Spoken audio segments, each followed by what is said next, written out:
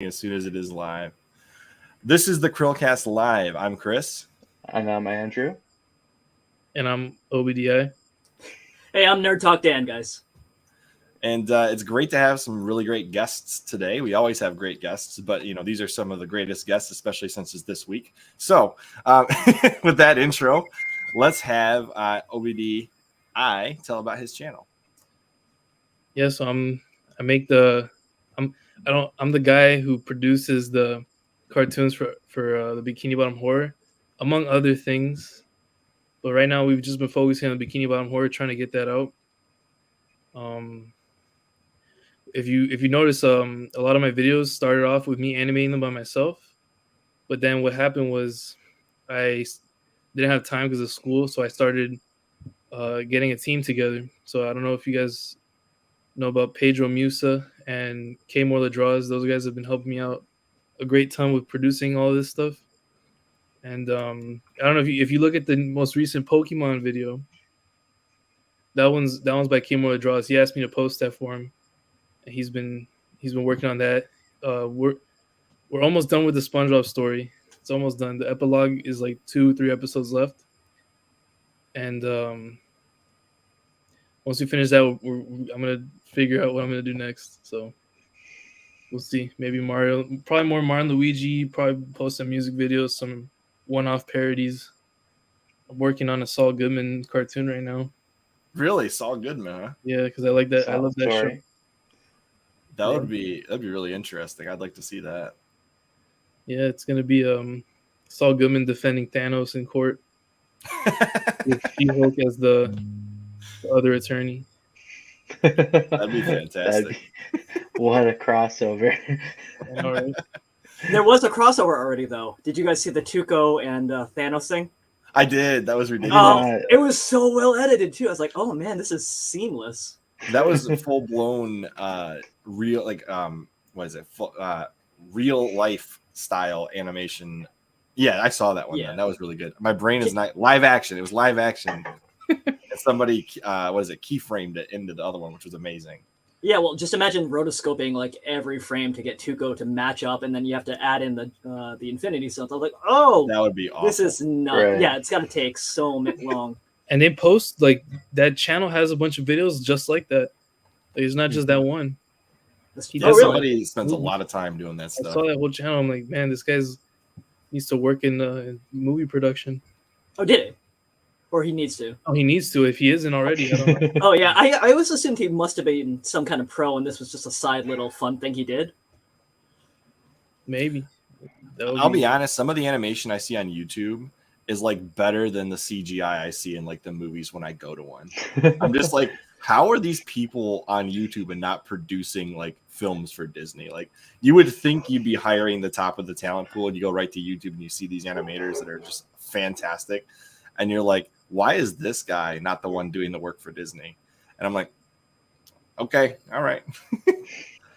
All right, Dan, you know him, you love him. Dan, what do you do on your YouTube channel? Whatever I want. Stop telling me what to do. Yeah, there's literally an entire episode where Chris let me spiel for like an hour and a half. I make pop culture. I make video essays. They've gotten progressively longer as time has gone on, but I'm proud with what we're putting out. And I say we, it's the royal we, because, the queen. Topical.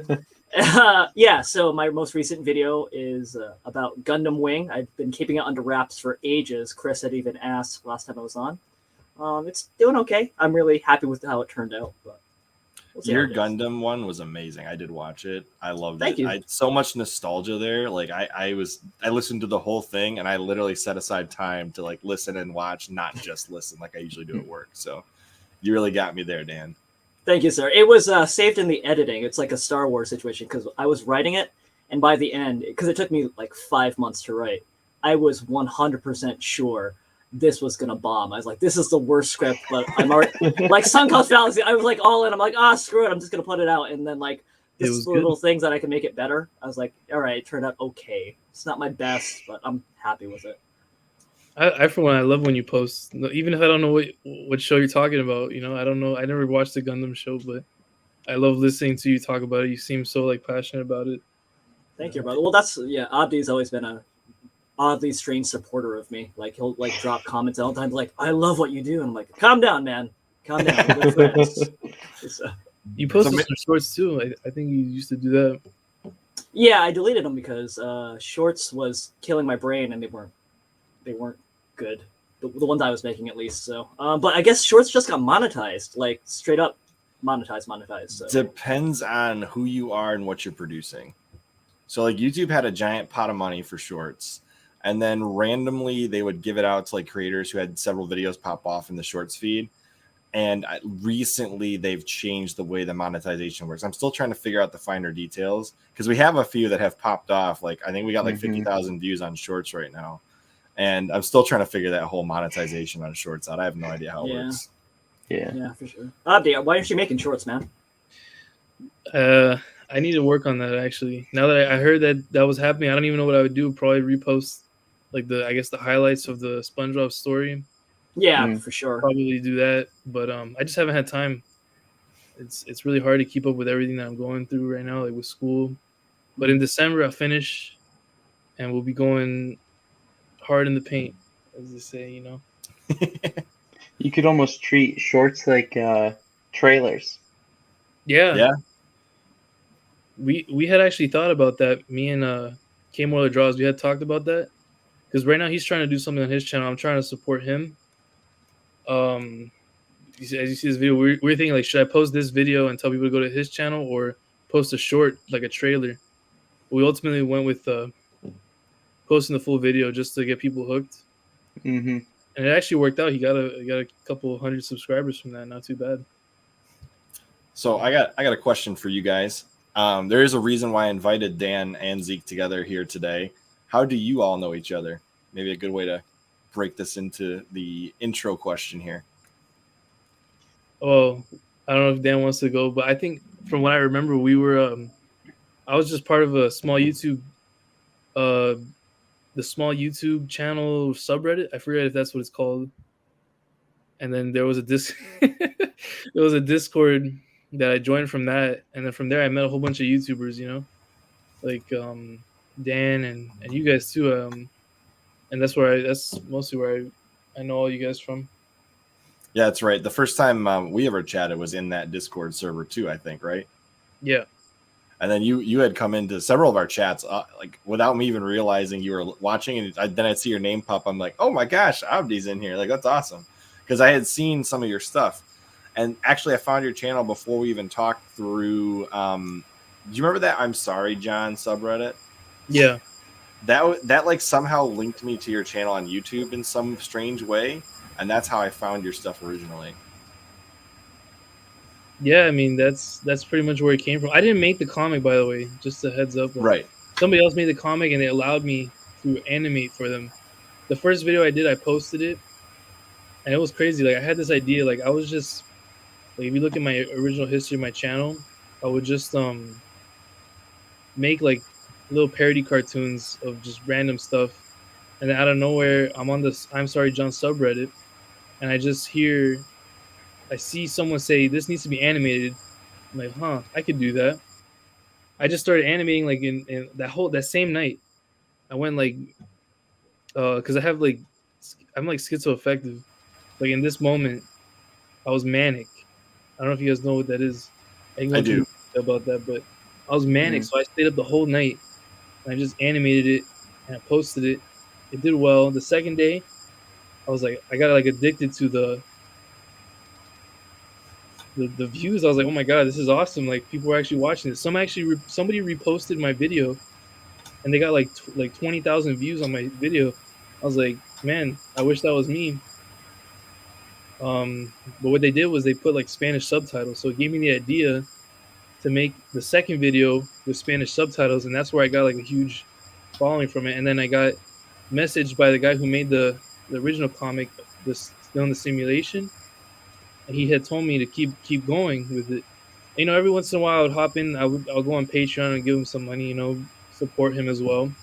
He never asked for anything in return, but you know, I always try to give back to people. You know, I appreciate greatly all the support that I've been given. And then from there, I just kept making those videos, and then I knew once I was making them, I couldn't stop. I was like, I dug myself into a hole, a good hole, but like I was like, damn, like I really have to keep going. And then I saw like some of the future comics that are really complicated. I was like, how am I gonna animate this? I don't know. I went to my friend Kevin Morla, K Morla Draws. Right. He was an animator at the time, and I remember I had asked him, "Hey man, you should work on those animations." And I remember he was like, "Yeah, I mean, let's do it." And I finally had money for him because he's really working on trying to be like a full-time artist. So I gave him the money, and he started making some videos for me. And I found Pedro Musa on Fiverr. And he's a really good animator too. That's him right there. Yeah. He's ever since I met him, he's been the one mostly animating. I think I animated one episode after that, but he's been pretty much the main animator since then. And he posts them quick, and he makes them really quality. So it worked out for the comics that we were making. And this is his behind the scenes video, right? Yeah, that's his vlog that he made. And he's making lots of cartoons actually. If you ever want a cartoon, hit him up. He's always asking for jobs and stuff. He's always I've thought about getting like an animated intro of our little shrimp boy behind me for opening up our podcast. Maybe I'll reach out to him. Yeah, he's excellent. He's excellent. He's great. I love working with him. Working with Kevin Morla. I don't know. I only say his name because it's in the channel name, K Morla. Like he's not secretive. It's K Morla Draws if you check him out. But he doesn't mind me saying his name. Pedro Musa, they advertise it as that. But yeah, he see that he posted right there the Pokemon story. Okay, yeah, I see that. And that's what his channel. He wants to kind of do what I've been doing, so that hopefully he'll start to gain some traction. He actually gained a few subscribers not too long ago from that video I posted. So excellent. Yeah, it's always nice when you can help other creators, right? I always try to get people involved. That's also how I met Dan, because I wanted Dan to be a part of the Mario and Luigi story. Did he do? I'm trying to remember. Did you actually have him do voice acting, or did that never actually pan out? I can't remember because when we were posting those videos, I was like in the hospital and stuff like that, so I wasn't really there for the behind the scenes of that stuff. It was like I was really like in a bad place at that time, so I kind of told Kevin Morla, and I introduced him to Nerd Talk Dan, and I said, hey man, like, you guys like figure this out, and I'll like pay whoever I need to. I think we got some voice actors from the Discord as well. We had a big time YouTuber, Luigi Kid Gaming. He was on there for a little bit. That was pretty good too. He helped out a lot. Huge thanks to him. But then like after that, I was like, I got back and we didn't really know what to do with the story at that point, because we kind of were just like throwing stuff at the wall, trying to see what sticks. So I was like, let me just finish the SpongeBob stuff, get through school, and then we'll come back to this. Like, there's no rush, And it seems like those videos are still gaining views daily anyways, on top of that, right? Yeah, they still get pretty good views. I mean, they're like, besides the SpongeBob stuff, those are the most viewed videos. And you're planning to come back to Super Mario and Luigi, but SpongeBob is basically complete at this point, is the way you look at it? There's the epilogue that's left. I'm just getting the voice actors right now. Mm-hmm. Right now, K Morla, he's gonna do the comic.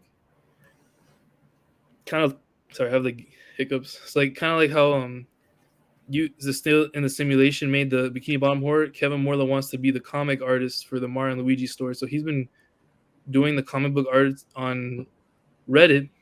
Mm-hmm. He's been posting to I'm Sorry John, and same with the Pokemon stuff. He's been working on that for me, and then as soon as I get all the voice actors, I'll send it over to my animator Pedro, and then we'll get the epilogue out there as soon as possible, and that'll be it for SpongeBob. 2 or 3 more episodes. I'm not sure how long I want them to be. Yeah, because for the amount of work that goes into that, each video is around 2 to 3 minutes long, correct? Yeah, and it's a lot of work. It's a lot of work. I mean, you got to get all the voice actors. I mean, most of it's already laid out because he's still in the simulation already did the comic. Right. even though it's a lot of work, it's much easier because we don't have to Storyboard. we don't have to write the story, we don't have to draw anything. It's already done. Now with the Mario and Luigi stuff, now we actually have to like, okay, well, we don't have that anymore, so we got to actually come up with a story. We got to have someone draw this stuff. Then we got to animate it. Pedro's a good animator. I mean, as long as you send him the stuff, he'll animate it good. I remember one of the videos for the Mario and Luigi, he actually got the voices mixed up, and I had to like edit it. So there's a lot of cuts. Mm-hmm. That's why we were like, maybe we should like actually draw the comics first, and then do the story on the YouTube channel. So that's what we're taking this one day at a time, and then in the middle we'll do like parodies and stuff like that. I want to work on music, like I told you. I've been practicing all the instruments, the guitar, the bass, the drums, just trying to understand everything. And we'll make some music as well. I think this guy wants you to play a couple power chords for him. Yeah, I'll play him a little. You guys ever play The Last of Us Part 2? I have not. I know other people have. I have. This is that's the song she plays, right? She plays this song. This is Take On Me, but like a slowed down version. She played this, and I was like, man, I want to get a guitar just for this, and I bought this guitar. I learned how to play it. It's like this. I don't know what I'm to say. I'll say it anyway. Today's another day to find you shining away. I'll be coming for your love, okay? Take on me. Take me on. That sounds weird. I feel like I messed up. I don't know why I'm pressing. Something has to be out of tune. That's all right. No, it sounded great. Yeah, it sounded good. So one question I've been meaning to ask is, with your content being obviously SpongeBob and then Mario, Luigi, how have you ran into any issues with like copyright, trademark stuff? I got look, my friend Alejandro. What's up, Alejandro? I did actually.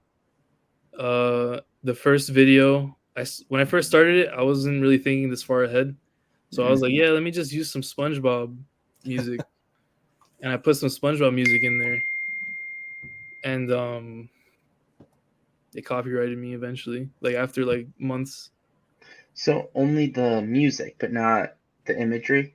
Yeah, just the music. I think because the imagery is like it's like a parody kind of. I mean, I'm sure if they really, for whatever reason, wanted to, they could probably like the whole channel.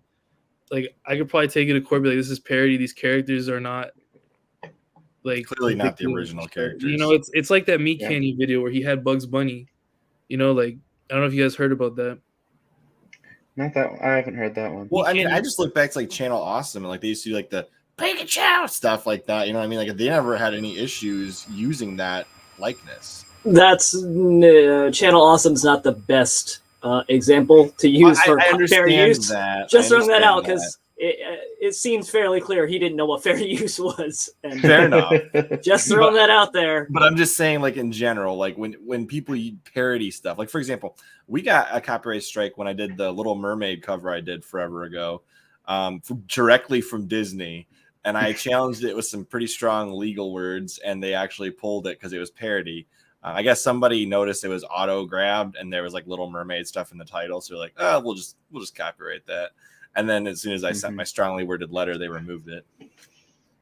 I'm surprised Disney backed down. Like I wouldn't expect that. It's because you didn't go for the mouse, man. Yeah, the mouse will attack you. Anyways, what were you gonna say? I'm sorry, I interrupted. I was saying like the Meat Canyon. What happened with him? He's like an animator. And he makes parodies, and he made a parody of Bugs Bunny, but it was like a very grotesque Bugs Bunny that was like kind of rapey. Okay. So he's trying to like rape the guy that I don't even know the character's name with the gun, where he's like, Elmer Fudd. Yeah. Yeah. and he's like grabs him and starts saying like creepy stuff to him. They actually took that down, and copyright Dang. strike was a big deal when it came out, because like he's like, look, man, like this has nothing. This is like far removed as possible, unless you're saying that Bugs Bunny is actually like a rapist. And then the argument was that it's canon now because they took it down. Now it's canon that Bugs Bunny is a rapist. Well, here's a fun intro in his video now. Warner Brothers Entertainment has legally claimed my parody video, Wabbit Season, as their own property. That's it right there. Yeah, that's hilarious. Why would they want that to be theirs? Like, wouldn't you rather that sit in parody space? Like, that'd be like the Garfield creator being like, I'm sorry, John, to be mine. Like, no, he doesn't. He definitely doesn't want that. Well, Chris, it's just, I think they want high control over the... Yeah, but why would they leave it up? That's fair. I mean, like, that's my point. I mean, I know Disney with Mickey Mouse over there. I mean, they control everything. You can't. South Park got away with it. Yeah.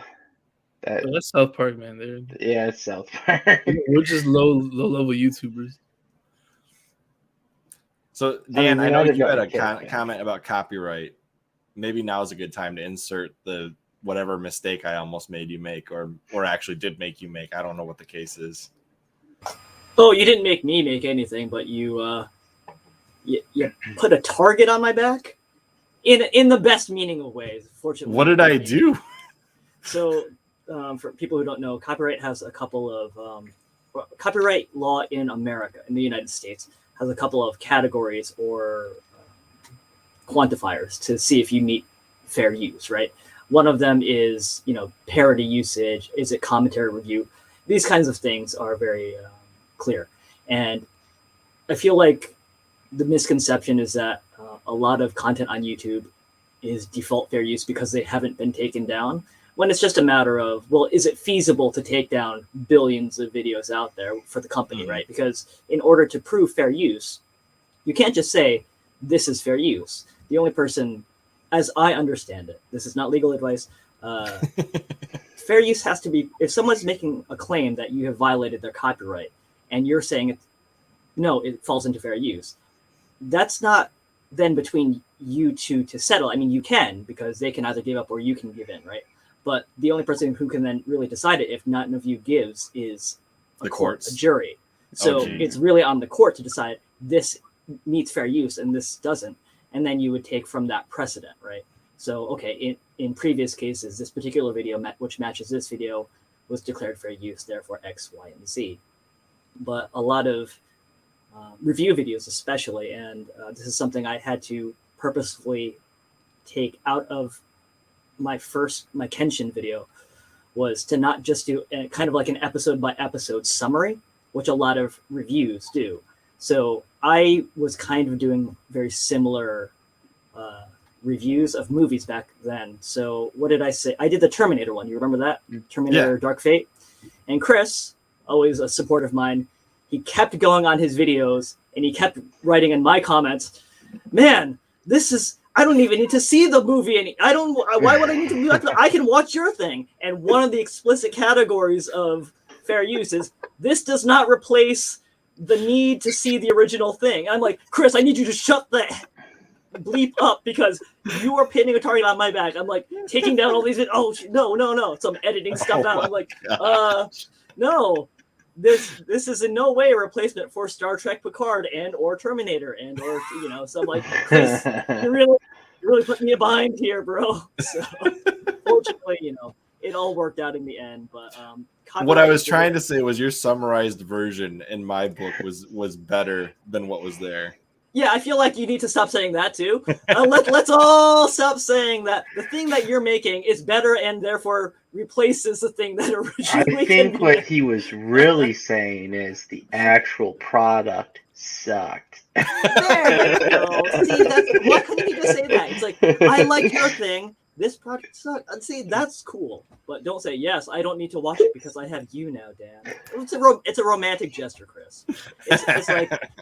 So, anyways, that's just one of those categories of copyright's hard. Copyright's very hard, and theoretically, I think Obdi or my videos, really any of our videos, if we're using any type of imagery, could be called for copyright, and fair use would have to be determined by the court. And it's just... Dan claims copyright because I have his channel pulled up while we're doing this podcast. He's like, "That's my copyright." I could. That's the thing is, any of us could do it, and I mean, it would, if it did go to court, it would just be a question of who has the resources to outlast, and that's why corporations are kind of.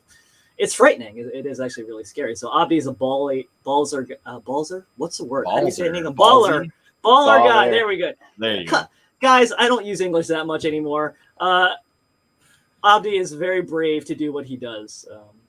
You use English on your channel. What are you talking about? Oh, you have no idea how hard that is.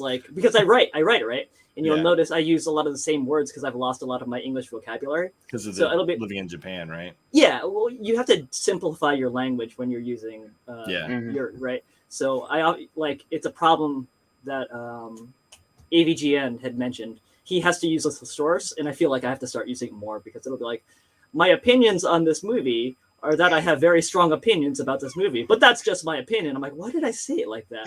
But you don't realize it until after you hear it 50 times. I'm like, and you could be our VP with that.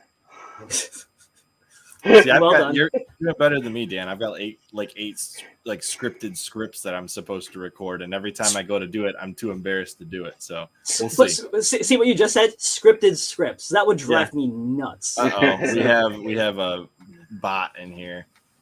Ooh. Block that user. Why did you put an accent mark? Virtual gay man. Why does he even the name? He's just putting a period in there. That is ridiculous. Hello is all I can respond. Hello. They're still chatting. I blocked them. I'm putting them in a timeout. There we go. Gosh. What in the world? Nicely done. 5 minutes. This person is really clout chasing. Their name describes. They're still doing it. Oh my gosh! Wow. All right, put that user in timeout too. They only get 5 minutes though. That's lame. I'm gonna try to block. Let's see if it'll work. All right, that person's blocked. Perfect. Let's block the other one now too. What's happening? I got a Discord call. Oh my bad. Let me tell him. In the middle of he just takes a phone call. Like, hey guys, how's it going? You're live. All right, my man Obdi. That's right, my man Obdi. There we go. That's better. Okay, there we go. All right. So, obviously you're working on music. So, what style of music are you planning to work on, Mr. Zeke? And Dan, I apologize profusely for those comments. I should never have made them. They were all in pure romantic form. So you understand because of the gap between what we were talking about and then the bot. It sounds like you're apologizing for what the bot is saying. So. Yes. Are you the bot? Is that what's happening? No, he's apologizing for his. I can't seem to get rid of him. His YouTube fanboyism, where he was saying how great your content was compared to the product. To low tier God. Wow. Why are we being targeted by bots right now? We are being targeted hard, and I don't know if it's for this current stream or the previous. Our 5 live viewers. I know. What's the point? You were asking me what kind of music I want to make. I want to make I want alternative rock. That's it. I mean, I'm open to all types of music. I really like Mac DeMarco. I don't know what the correct term is. I looked this up. It says it's called jizz jazz. Believe it or not, that's the genre that he makes. It's like slacker rock. That's interesting. Okay. Yeah. I've never heard of that music actually. Yeah, it's pretty good. I mean, you probably have heard of some of his songs. Some of them gone viral, on TikTok and stuff like that. Chris, it's probably one of those things where you can't define the genre because you don't know the genre until someone tells you it. So it's like a weird mishmash. Viewers here. YouTube guidelines. Oh, now we got another idiot in the chat. What in the world? What's happening? Somebody called YouTube guidelines. Yeah, this is crazy. All right, I'm making SA. You're a mod now. Who's SA? You know who he's the guy I trust. He's in our chat all the time. Oh, okay, nice. All right, there we go. Hopefully that.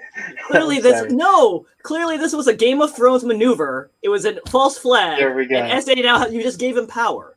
I support little finger pulling all the strings behind the scenes. I'm Yes. okay with SA being a mod. Chaos is a ladder. Yeah, that's a fair point. No, I'm looking for die. Lovely. This is ridiculous. I might just like put the slow mode on chat here in a minute. Let me adjust this. I'm getting very annoyed because people are. It's like this what has numbers never this happened. number on our seven? We're chat. getting targeted. We are You're getting targeted. targeted. You guys are getting us I don't know targeted. why we're getting targeted, but this is the first time this has ever. Well, no, I take it back. There was a porn bot, like ridiculous porn bot one time that just kept making new accounts. But this has never happened. I bet it's because of the stream we did last week. Oh, we had the quartering on. Oh, I remember. I saw that. Yeah, that's probably why. Yeah, that's a big guy right there. But like, for the amount of views we got, I wouldn't think anybody would have a chance to actually bot us. We only had like 300 views.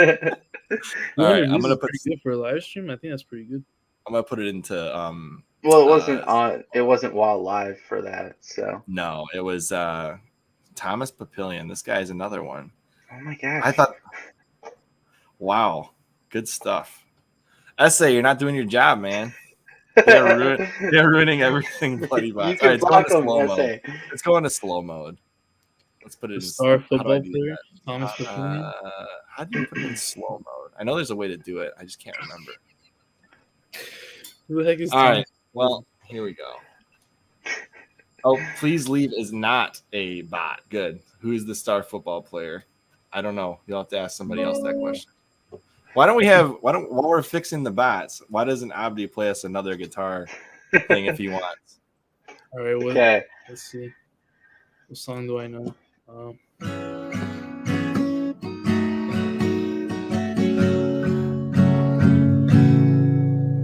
right, let me look up the lyrics. This is Mac DeMarco, Still Beating. You can kind of hear what it's like. This is kind of folkish, like this song right here. But he makes like a lot of different types of music. So it's like, never meant to make her cry. Now I'm seeing tears in her eyes.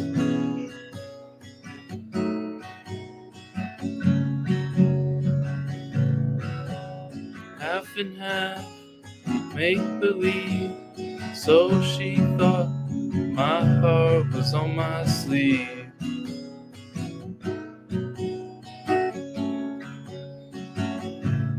Honey, I cried too. You better believe it.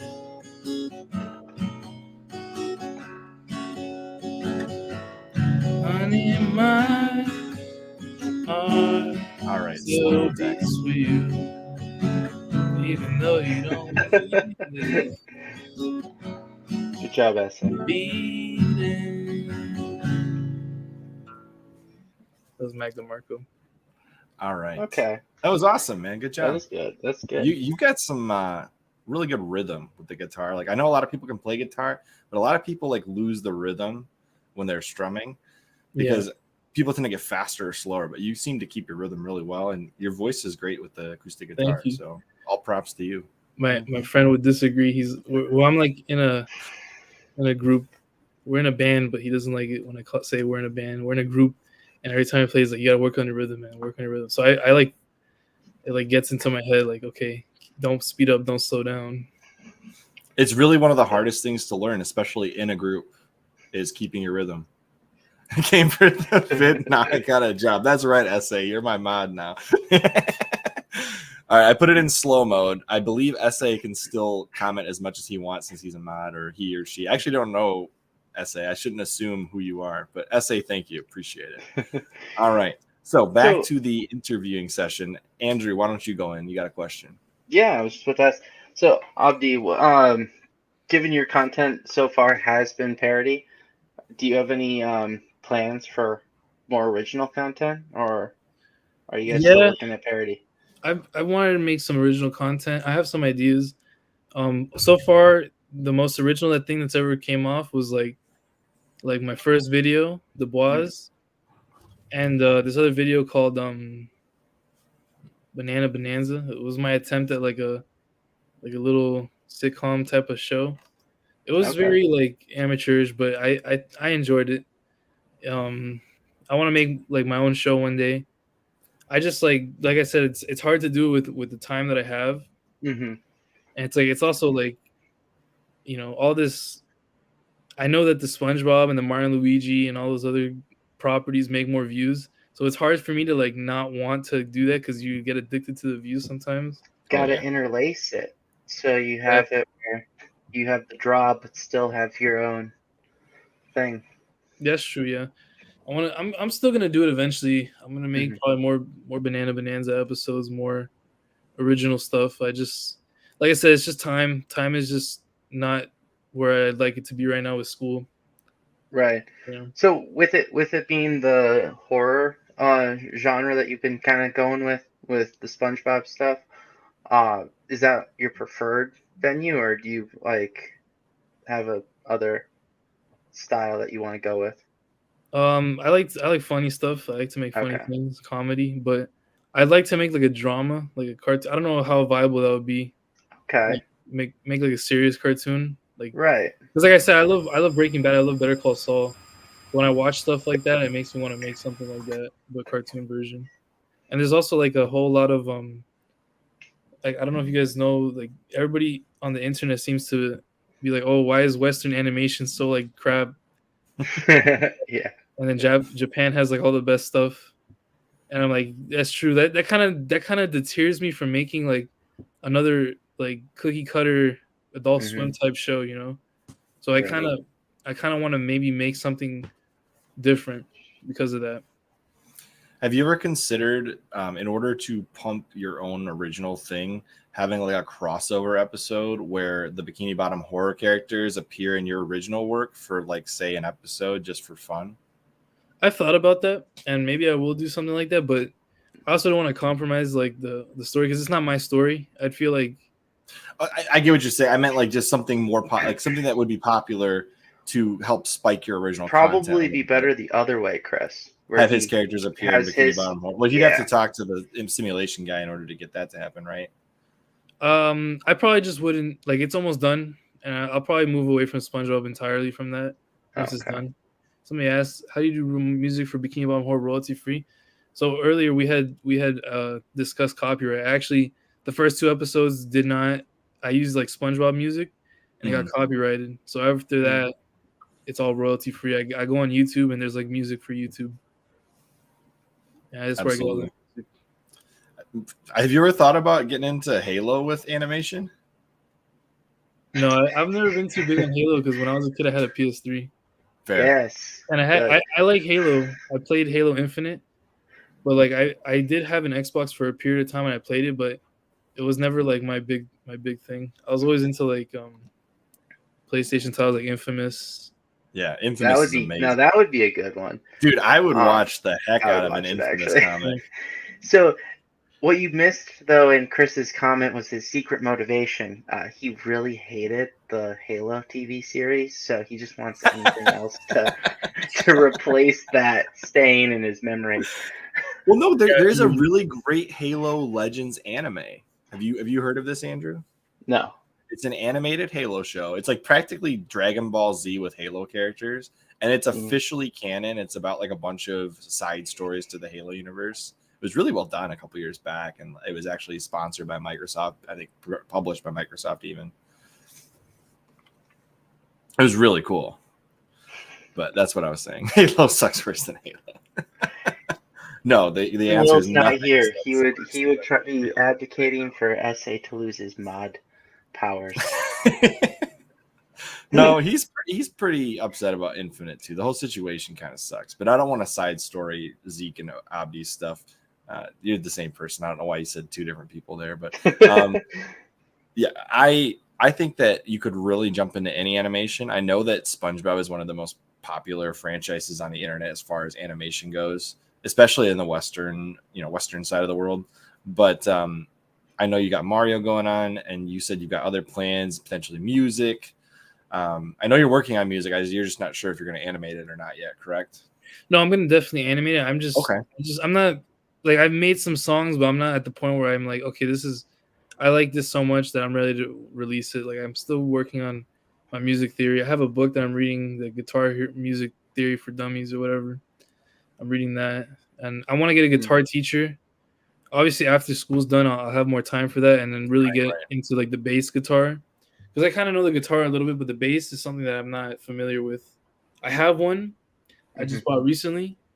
I've been practicing it, but I just want to like be proficient in all the instruments. Like I'm good at the piano, I'm good at the guitar, drums I'm so. Bass I'm like really bad at the bass. But once I get into the bass more, I have I have plans for that. You know, I have my studio here, like my home studio, where I can like put the notes in, see what I want, see what it sounds like, and then I have another studio that my friend will let me use, like a professional one, and I'll record the instruments there. But like right now, I'm just trying to finish school mostly, and I'm practicing the guitar. I learned some songs here and there, and that's about it for music for me right now. Have you ever thought about reaching out to maybe some people who have music that they want to animate into a music video and starting there and seeing how that goes? I have a lot of musically talented friends.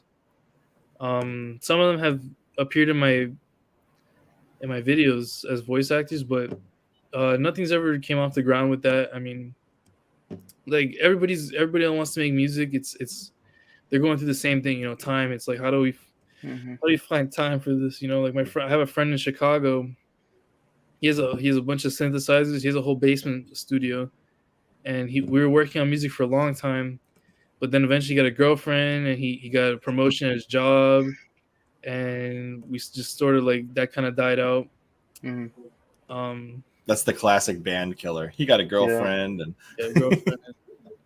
Yeah, and the Yoko Ono is what we call it, I believe. Fair point, Dan. So that's never. But we'll figure it out. We got time. I mean, SpongeBob's not even 100% done yet, so. Right. Yeah, I forgot you said the epilogue's still going on. Not 100% done with school yet. That's all in good time. There's no rush. You know? So you said you loved Infamous. Like, what other games are you really into? I've been playing the new God of War 2018, but I'm really excited for the new God of War, the one that's coming out. I played it on the hardest difficulty, and that's just pain in the ass. I've never jumped the difficulty on God of War. Is that really difficult? Yes, it's pretty bad. I think it's harder than Elden Ring. Oh wow. Okay. I mean, I remember like the PSP ones. That's the one. That's really where I played God of War, was on the PSP and the Vita. I never actually went back and played the originals, so I'm not sure how those are. I never played the originals. I've seen gameplay of them, but I never played them. You're playing the collection then, correct? What happened? You said, or you just the new God of War? The new God of War. I've only played the new one. I haven't played the old one. Oh, okay. I've seen gameplay and stuff, but I'm really into the new one. I was never into like hack and slash type of games. Yeah. So I was never really too into that. It's definitely a hard one to go back to. I'll say that much. So yeah, it's in that genre that's difficult because it doesn't age well. Chains of Olympus. I did like, that's the one I played on the PSP, I'm pretty sure. Chains of Olympus. I gotta remember. Did you buy the whole collection for that, Chris? The Vita or the PS3? Vita. The Vita only had I think 1 and 2, and then you could get the PSP ones from the eShop thing, the PSN store. I don't think you could actually get them as a direct part of that collection unless you bought the PS3 side, which came with everything, which was stupid. Yeah. So like you could either cross buy from the PS3 and get everything, or you could buy the Vita cart, you know, yay big case with a Vita card in it, and all it had was 2 games on it. Like, way to play, Sony. I want the digital version only because it comes with 5 games instead of 2 games. Like, that's so stupid. So, Obdi, have you played all of the Infamous games then? Yeah, I played all the Infamous games. Okay. Including the vampire one on the PS3. That's no. Blood. Maybe not all of them then. I don't know about that one. There's Infamous 1 and 2 on the PS3. And then there was like a standalone side campaign called Infamous 2 Festival of Blood. And you got to play as a straight up vampire. It was amazing. I don't think it was short. Heard about it. It was short and stupid, but it was amazing. If they come out with a new Infamous, that's how Chris will finally decide to buy a PS5. So. Only if it doesn't co-release on the PC, because if it co-releases on PC, I'm sticking to PC. Yeah, no, I'm on PC now. I don't even have a PS5. I was gonna buy it for the God of War game. And then they decided to release it on the PC. Did they? I don't know. I think they're releasing all of the new, basically all the banger blockbuster style games are eventually getting released on PC. Usually like a year or two later. A year or two. I want to play it right now. The high time preference problem. Fair enough. Fair enough on that. Dan, did you end up getting any new consoles, or are you PC all the way? I just technically got a new PC yesterday. Nice. So, yeah, well, I mean, okay, new is a very flexible. It's a fungible word. A mutual friend of ours built himself a new PC, so he sent me the old one. So I have a new PC now, I guess. But I'm like, all right. Does his name start with like a D for Delta? The guy that got the PC to you, the mutual friend? Yes. I know exactly who it is. I just got a new PC too. Did you? Oh God, you and that freaking thing. He's obsessed with it. Drive me it's nuts. Amazing. I love Steam Deck. Guys, yeah, I love the Steam Deck. He loves Deck. his Steam Deck, Andy. Like he tweets like, nonstop about it. Oh, by the way, every once in a while. Yeah, no. If we counted like the last 10 of your tweets, at least one of them is going to count for Steam Deck. That's 10%. I read a Reddit post this morning, and I kind of smiled because I thought of you. This guy bricked his Steam Deck he bought like the micro USB thing or whatever. Off of like USB-C. Wish or something, plug it in and just like bricked it. I'm like, oh man, you can't trust anything you buy. I gotta send that to Chris. It'll stop the tweets. Yeah. Are you like modding it out like crazy? No. I'm not modding it. I'm just using it for just straight up Steam games. Like honestly, I did download Citra, a straight up 3DS emulator on Linux. They just ported it to Linux because of the Steam Deck and the touchscreen aspect. So like you can play 3D like backed up 3DS games directly on a Steam Deck, and that's like the perfect way to emulate is when you have a touch screen. Because if you don't have the touch screen, it takes away half the fun of a 3DS game. So like for he me, talks about it all the time. I feel like I own a Steam Deck because of it. So, well, I was a huge Vita. Like, okay, Obda, do you like to play portably or like at a desktop? Like, where's your way to play? No matter. I prefer at a desktop, but I don't mind portably either. It depends on the game, right? Yeah, the game does make a difference. Whatever game you're trying to play. If you like RTSs or anything, you're going to want a desktop. You're not going to. If I'm going to break out Battle for Middle Earth 2 or Age of Empires, I'm going desktop all the way. Yeah, I don't like the problem with handheld games. I love handheld games. I still use my DS, but that's for different reasons. Is that no? Because like you made it sound really weird. I may or may not have the ability to play like Genesis, Nintendo, and other games on my DS Magic. Anyways, the problem is like, for example, Resident Evil Revelations. Those were specifically designed to be portable games, which is great, and they look like PS2 level graphics. Mm-hmm. The problem is they made them to be episodic because the whole philosophy this goes back to the Game Boy, right? Is that you can pick it up, play, and then turn it off at any time. It doesn't matter because you're not invested in the story. And I kind of like that, but I also don't. Like, it works for, like, Tetris, right? You could just start playing Tetris. But if you're in a Resident Evil game, I just want to keep going, Like, let me decide when it's a stop time. I'll find a save room somewhere, and I'll turn it off. So I don't know how I feel about the whole portable gaming, like, game design paradigm, but... Oh, speaking of portable games, Dan, I did take your advice. I now have Devil Survivor overclocked, and I'm playing it. Oh, how far along are you? I've only gotten, like, a couple levels in. I'm not too far, but I really like the other than the isometric grid. I hate isometric grids. Like, they really drive me nuts because I never know what's up and down and left and right. But I do like it. It's very much like in between Final Fantasy Tactics and Fire Emblem, somewhere in between those two. Yeah, it's a good system. The story's pretty good. Obdi, you are a RTS fan at all? You liking those strategies? You mean SRPG? Strategy. I said what I said. I asked him a question. Well, those are two different things. That was a not bro move, man. You don't correct my mistake. Man, you don't know what I was asking him. I could have been asking him anything. RTS could stand for real T syndrome. I don't know. You don't know. You say that's a good question, Dan. The T virus. Obvi, do you like whatever he said? It's a thing that I didn't say. I don't even know what that is. What is an RTS? It's like chess on like a board on a game. It's kind of like that. It's like you move in characters on a tile based. Nah, I don't like those games. So it's like, nope, this I like conversation. fighting games like Smash Bros. And Dragon Ball Fighters. Okay. And the God of War. And God of War. And you would probably like Shadow of Mordor and Shadow of War then. Those are fighting games? Kind of. It's like more like the God of War style. Oh, okay. Think of Assassin's Creed. It's like Assassin's it's like that. With it's in the Lord of the Rings universe though. Oh yeah, I love Lord of the Rings. I heard the new show's not that good though. I ain't watching it. You can watch the podcast that Will and Andrew we've been doing reviews. They haven't been good. The reviews are okay. The reviews have been fantastic, Chris.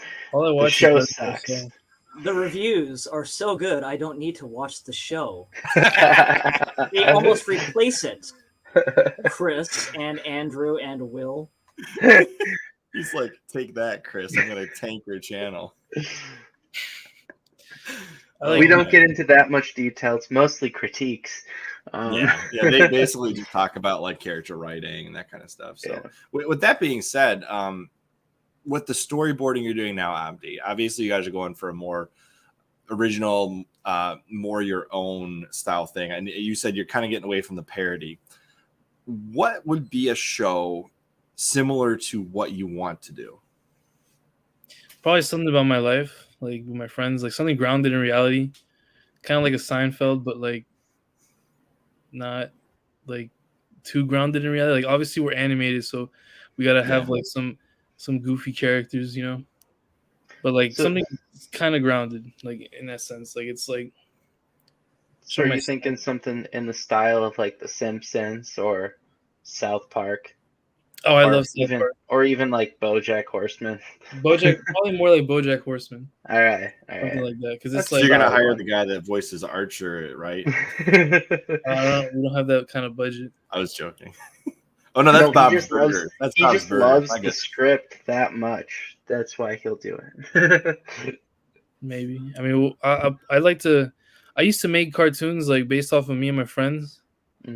So I'll probably do something like that eventually. You know, when I have the time, make my own original story about just me and my life and the life of my friends and like the funny stuff we do. Obviously, it'll be a little exaggerated just so it's not boring. But so how did you get into cartoons? That's funny. So I was gonna tell you I had a second channel a long time ago called Funny Ant 245. And is it still up? Yeah, it's still up. I don't know if you can find it. It's like stick figure cartoons. You'll see my very first cartoon that I ever made. It's like I had 3 videos up. Oh, I found it. Yeah? Yeah, it showed up right away.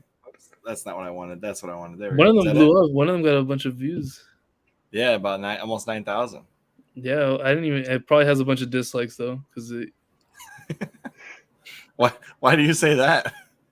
The last time I checked it, it had a bunch of dislikes. Well, you know what? It doesn't have any now. We'll never know. We'll never know. Yeah, man. 5 people loved it.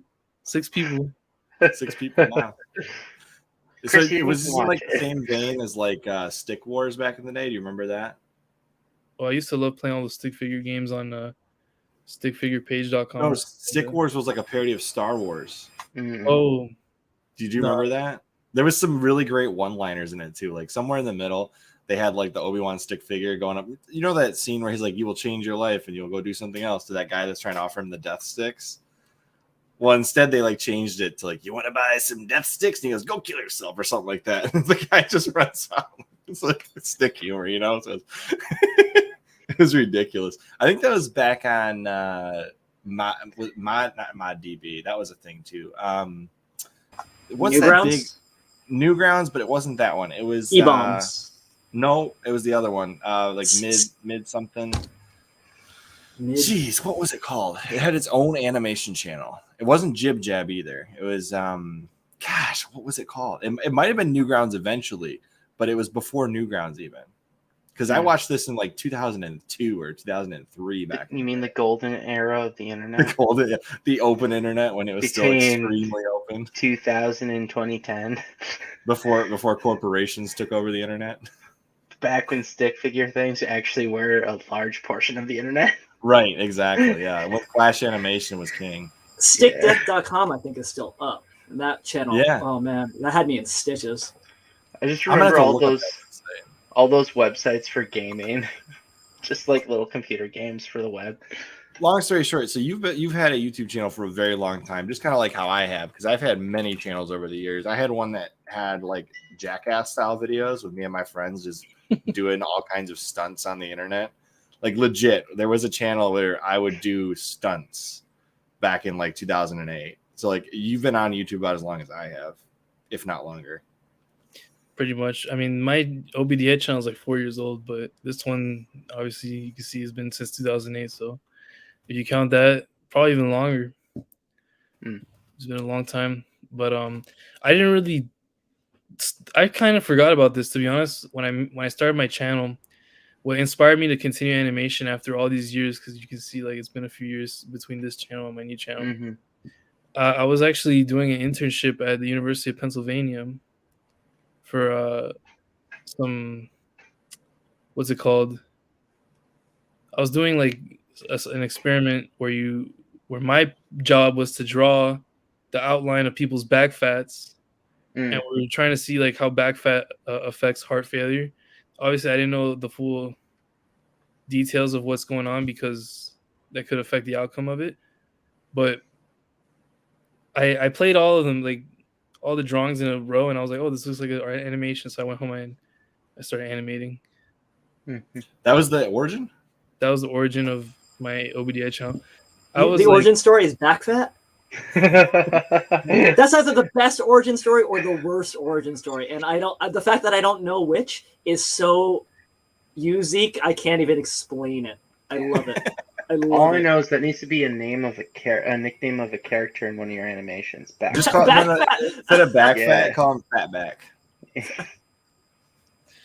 Yeah, I mean that kind of like sparks something in me because like you know how you take like an MRI of someone and it's like slices of their body. I pressed spacebar by accident and played them all in a row, and then you just see like the shapes go. I'm like, oh shit, that looks like a little ball cartoon that falls. Oh yeah. How to animate, and it's actually not that hard. It's just very boring. Yeah, that's another reason why time consuming as all can be. I don't have that energy anymore to do that. So when did you realize that the channel was going to take off? Was it the first episode already? You knew it was like going to take off, or at what point did you realize like, oh, this is a thing? As soon as I made the first cartoon and I realized how easy it was to make cartoons, I was like, there's no way that I'm not going to blow up after a certain point. Like I knew it was going to happen. The very first video I made, I was like, there's definitely an audience for this. I just need to figure out how to get them to watch it. And eventually I found the SpongeBob stuff and it worked. I figured it out. I don't know. It was bound to I feel like it was bound to happen. But like also at the same time, I was kind of like going manic. So I was very like delusional. So I was like, how does that affect your design process then? What? You keep talking about like, if you don't mind asking that question, like how does the being manic affect the design process for you? It makes you very like, you have a lot of ideas. Because part of Mania, you have what's it called? Intrusive thoughts and a lot of flights of ideas.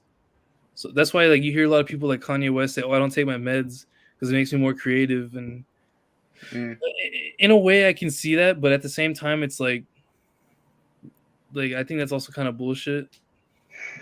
Because like I, as a person that has like the same disease that he has, like he has bipolar, I have schizoaffective, which is similar. Bipolar and schizophrenia is schizoaffective, right? So it's very similar. And I don't like him saying that because you know what? It makes a lot of people not want to take their meds, and a lot of people like they glorify this illness, and they're like, "Oh, I'm gonna be creative. I'm gonna be like Kanye West because I have this illness," and it's not true at all. Like you have to like take care of yourself because it's actually really dangerous, you know. But it definitely helps you be productive, and it gives you a lot of energy. That's why I wasn't sleeping for days. Like I would, instead of sleeping, I would just animate like around that time of the Bikini Bottom horror stuff.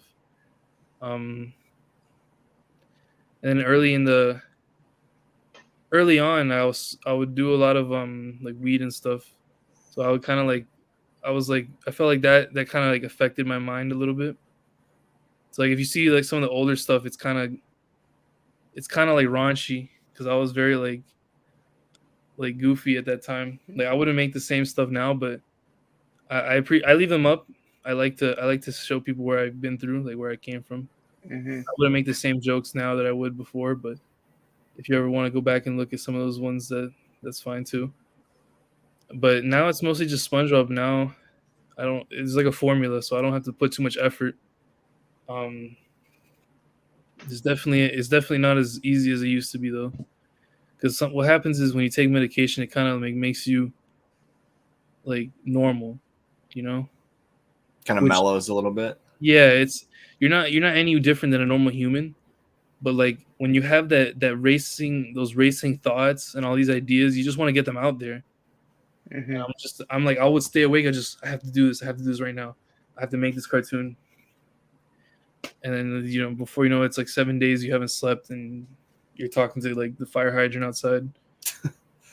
Not to laugh at that joke, but that was nice little. Some of it's funny. I mean, some of it's not too funny, but there are some things that happen that are it's okay to laugh. It's all right.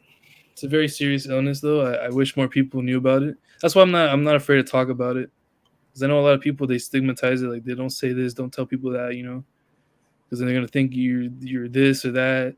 It's like it's not that it's not that bad as long as you take care of yourself. Don't do drugs. Make sure you do what the doctor tells you. Take your medication. Some people need therapy. I did some therapy for a little bit. Now I don't really do it too much anymore. I feel like I've kind of grown out of it. Like I'm fine now, but I definitely am not perfect. I have like my own issues still, but I have a lot of friends that are going through what I've been through, and they come to me for help. And I'm like, "Are you doing what you need to do? Are you staying away from drugs? Are you adhering to your medication regime?" Because some of these people, they hear it and they're like, "Oh, the medication is gonna make me this, and that." Yes, there's some pros and cons, but there's so many different types of medications that like you can find one that's good for you. For me, I gained a lot of weight. I gained like I'm gonna be honest, I gained like 100 pounds in the year that I started taking meds. I used to be really skinny. I was like 230, and now I'm above 300, almost 320 now. And it sucks, but that's like a sacrifice I'm willing to make, and it's not something that's permanent. That's just something that you have to work through. Like you're gonna gain weight, but you can always lose it again. But what you can't gain back is like the time that you lose, the people that you push away, and like all the bad that comes with the disease. And it's unfortunate, but it's really important. Like that's why I don't like when people like Kanye West go on and they say, I love Kanye West, I love his music. Don't get me wrong, but like I think it's a really bad message that he sends out there by saying, like, going crazy on Twitter every so often. Like it's not good. It's not good. Like he needs help, and he's like perpetrating this idea that you don't need help. You can do it. You can like, oh, look at this guy. He's a billionaire and he's going crazy all the time. And he could do this and that. Mm-hmm. Well, you got to think he was already successful before he started to go manic. I don't know when it started for him, honestly, but I know the chances of you becoming a billionaire and not taking your meds and not adhering to staying away from drugs and stuff, the chances of you becoming the next Kanye West it's not gonna be any easier for you.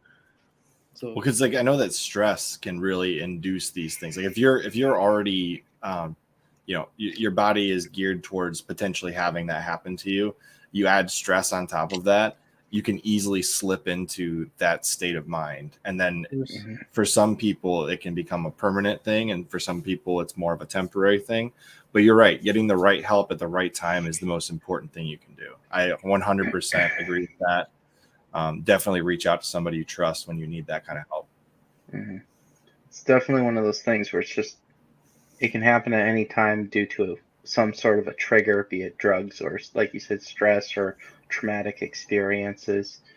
It's definitely not something to take lightly. And it's very different from somebody who, like, you're saying 7 days without sleep. 90% of the people who think they might have this are like, oh, I'm just, creative, going 24 hours without sleeping. 24 hours without sleeping is doable by like most people. 7 days is a totally different thing. And you don't know it until you're living through it. I imagine that was crazy. Yeah, and it's hard to know when you're in that situation because it all feels so real. Like you don't know who to trust, and you're very paranoid, and it's very easy to like discredit like doctors and people just trying to help you. Like you don't want to deal with that. And I've been guilty of that myself. I was like, no, man, like weed is great. I'm like enlightened. Like I see like not to say weed is bad, right? Weed is, some people can do weed. For some people, it's alcohol. I know some people that they can't drink alcohol. Some people do other things like meth. I know a lot of people that they come to me and they're like, "Oh, I'm doing shrooms. I'm doing heroin." Whatever your drug is, like you gotta know what to stay away from. For me, it's weed. I didn't go into crazy stuff like that, but I see people smoking weed around me and they're like, "Oh, it's legal. It's all good." And I'm like, "That's fine with you," but for me, I avoid that. Just FYI, I'm not like against weed 100%. Like if it's good for you, some people it helps you, but I think in moderation is important to keep in control. I don't even remember what I was saying. I just kind of like went on a chain of like a tangent. You were talking about how the mania affects your creative process. So it was good diving into all that. I actually was hoping to kind of discuss some of that because I think it is important for people to know. Like the help is out there. You need to get it if you need to get it. And if your friends are telling you stuff, you just listen to what your friends are saying too, because sometimes you don't recognize it yourself. Yeah, that's what I was talking about. You can get stuck in the process and not realize you're there. Of course. And the worst part is you have like these delusions. Like sometimes you think when you're in that state of mind, like from the outside looking in, is actually very important to also like understand these people, because sometimes it's not a matter of, oh, I don't want help. Like this person doesn't want help. It's not that they don't want help. It's just like they're sick and they don't realize that they need help. Yeah. Like so sometimes you'll have delusions. Like this is just one example of what I went through. I would think that the doctors were trying to poison me with the medication. So how do you go about telling someone, hey, these guys are trying to help you when you think they're literally trying to kill you?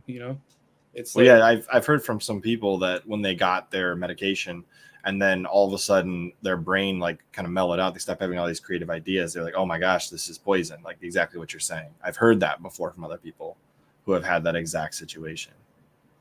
and it's addictive. It's also an addictive feeling. The mania. Some people love it. Like, because what's the opposite of mania? Depression.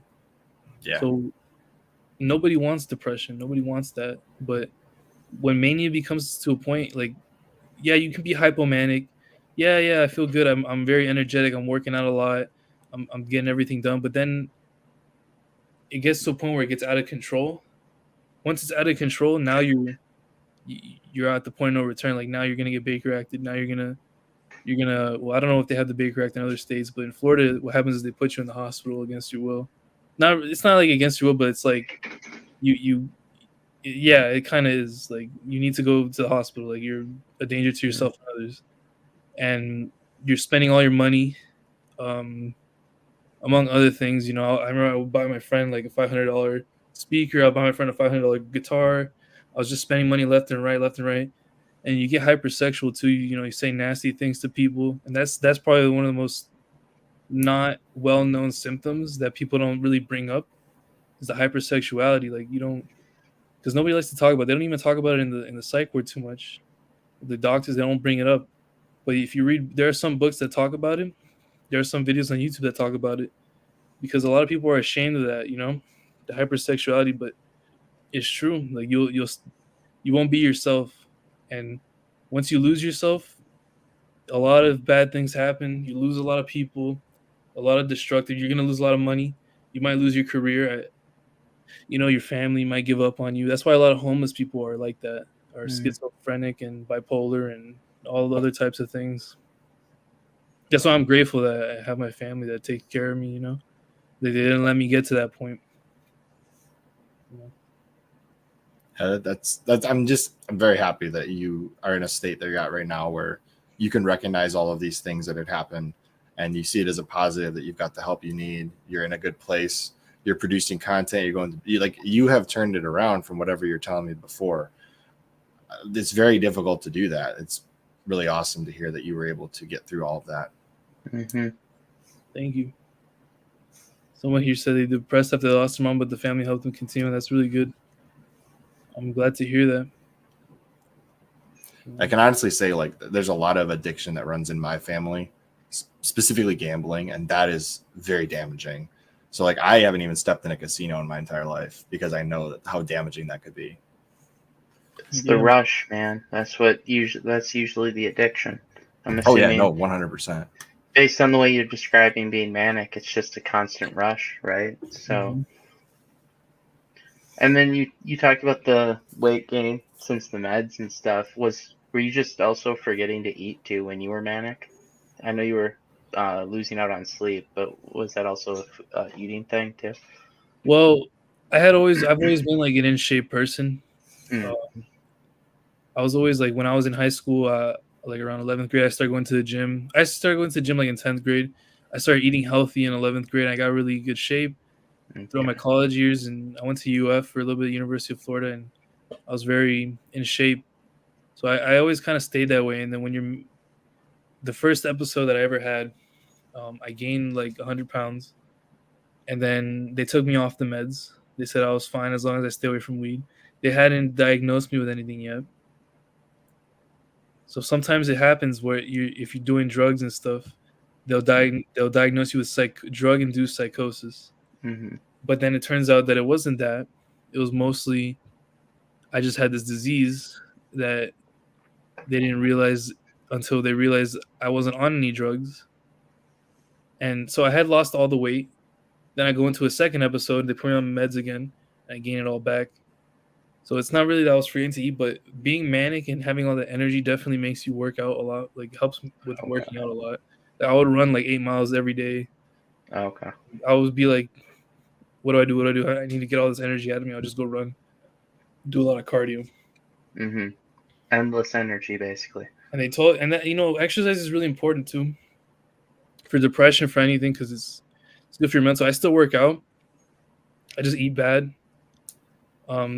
But I still work out a lot, and I think that still helps me. Like I'm like a strong man now. People tell me I'm like a strong man because I lift like more weight than I ever lifted in my life. But then I also have like a gut, so it's like whatever. I look like the new Thor from God of War. You're just a line man. Yeah, exactly. You're pretty tall though, aren't you? From what I'm I like 6 feet. Okay. And then I guess the next question coming off of that is, when you're taking your medication, you're doing this creative stuff, do you feel like your process has evolved in a way that you are able to incorporate it in a healthy way where you don't feel like it's distracting you at all? Yeah, I mean, right now I have like a method, and I also have people helping me out. I'm not afraid to ask for help because sometimes I get like roadblocks and I get like writer's block. Dan helps me with a lot of those things. Sometimes I ask him for help. I just haven't really been very creative lately, mostly because of school. And that would be a huge damper on anybody really trying to do that. Detriment to my creativity right now, more than anything. But I know it's important to finish school because once I have a job, have my money, I'll be able to, work on my YouTube more and not have to worry about, like, oh, is my YouTube channel gonna go get deleted tomorrow, and then what am I gonna do? Yeah, having that nice, what is it called? Nest egg, having a job in general. Security, yeah, stability. Definitely a huge win for trying to do YouTube at the same time, having a very stable career. Yeah, so, I hope to be a mental health nurse, honestly. That's what I was just going to ask. So you're going into nursing, and you want to specialize in that type of care? Of course, yeah. I want to help those people that been through what I've been through. I mean, some people you really can't help. They tell you that before you get into it. They say like some people are going to be in and out of the hospital, but there are some for whatever people that I do help, that will be worth it to me. You know, I feel like I can bring a empathy that a lot of people don't bring, because being in those units, those psych units, a lot of the nurses and doctors and the staff there, they'll treat you like with a stigma. You know, a lot of people treat you with stigma, and it's weird when you go into the hospital, you get help, and these people are supposed to help you, and they're like, they treat you like you know, like you're an animal or something, when really you just need help. So I want to be able to, you know, really, you know, be a part of the solution to that. Have you ever thought about writing a show similar to that, like trying to help people? I do. I if I were to make a show about myself, I would definitely incorporate elements of my illness into that. You know, that would definitely be a big part of it, like what I went through and stuff like that. Help kind of destigmatize that kind of a situation. Yeah, I mean that's part of why I kind of wanted to come on here, because you know I like to talk about it. I'm not afraid to talk about it. I talked about with anybody that asks me questions, you know, and like going on stuff like this really helps, you know, spread awareness, because I feel like right now it's very prevalent. Like a lot of people are suffering, and it's definitely better now than it was before, but there's still a lot to be done, you know.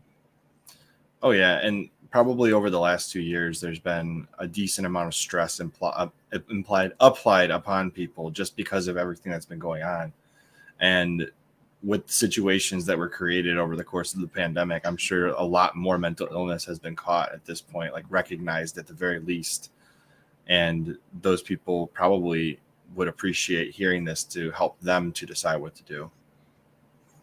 Yeah, I mean, hopefully it resonates with someone, you know. That's always my goal. Create here we go. A song about your problems, music to help heal more than just words.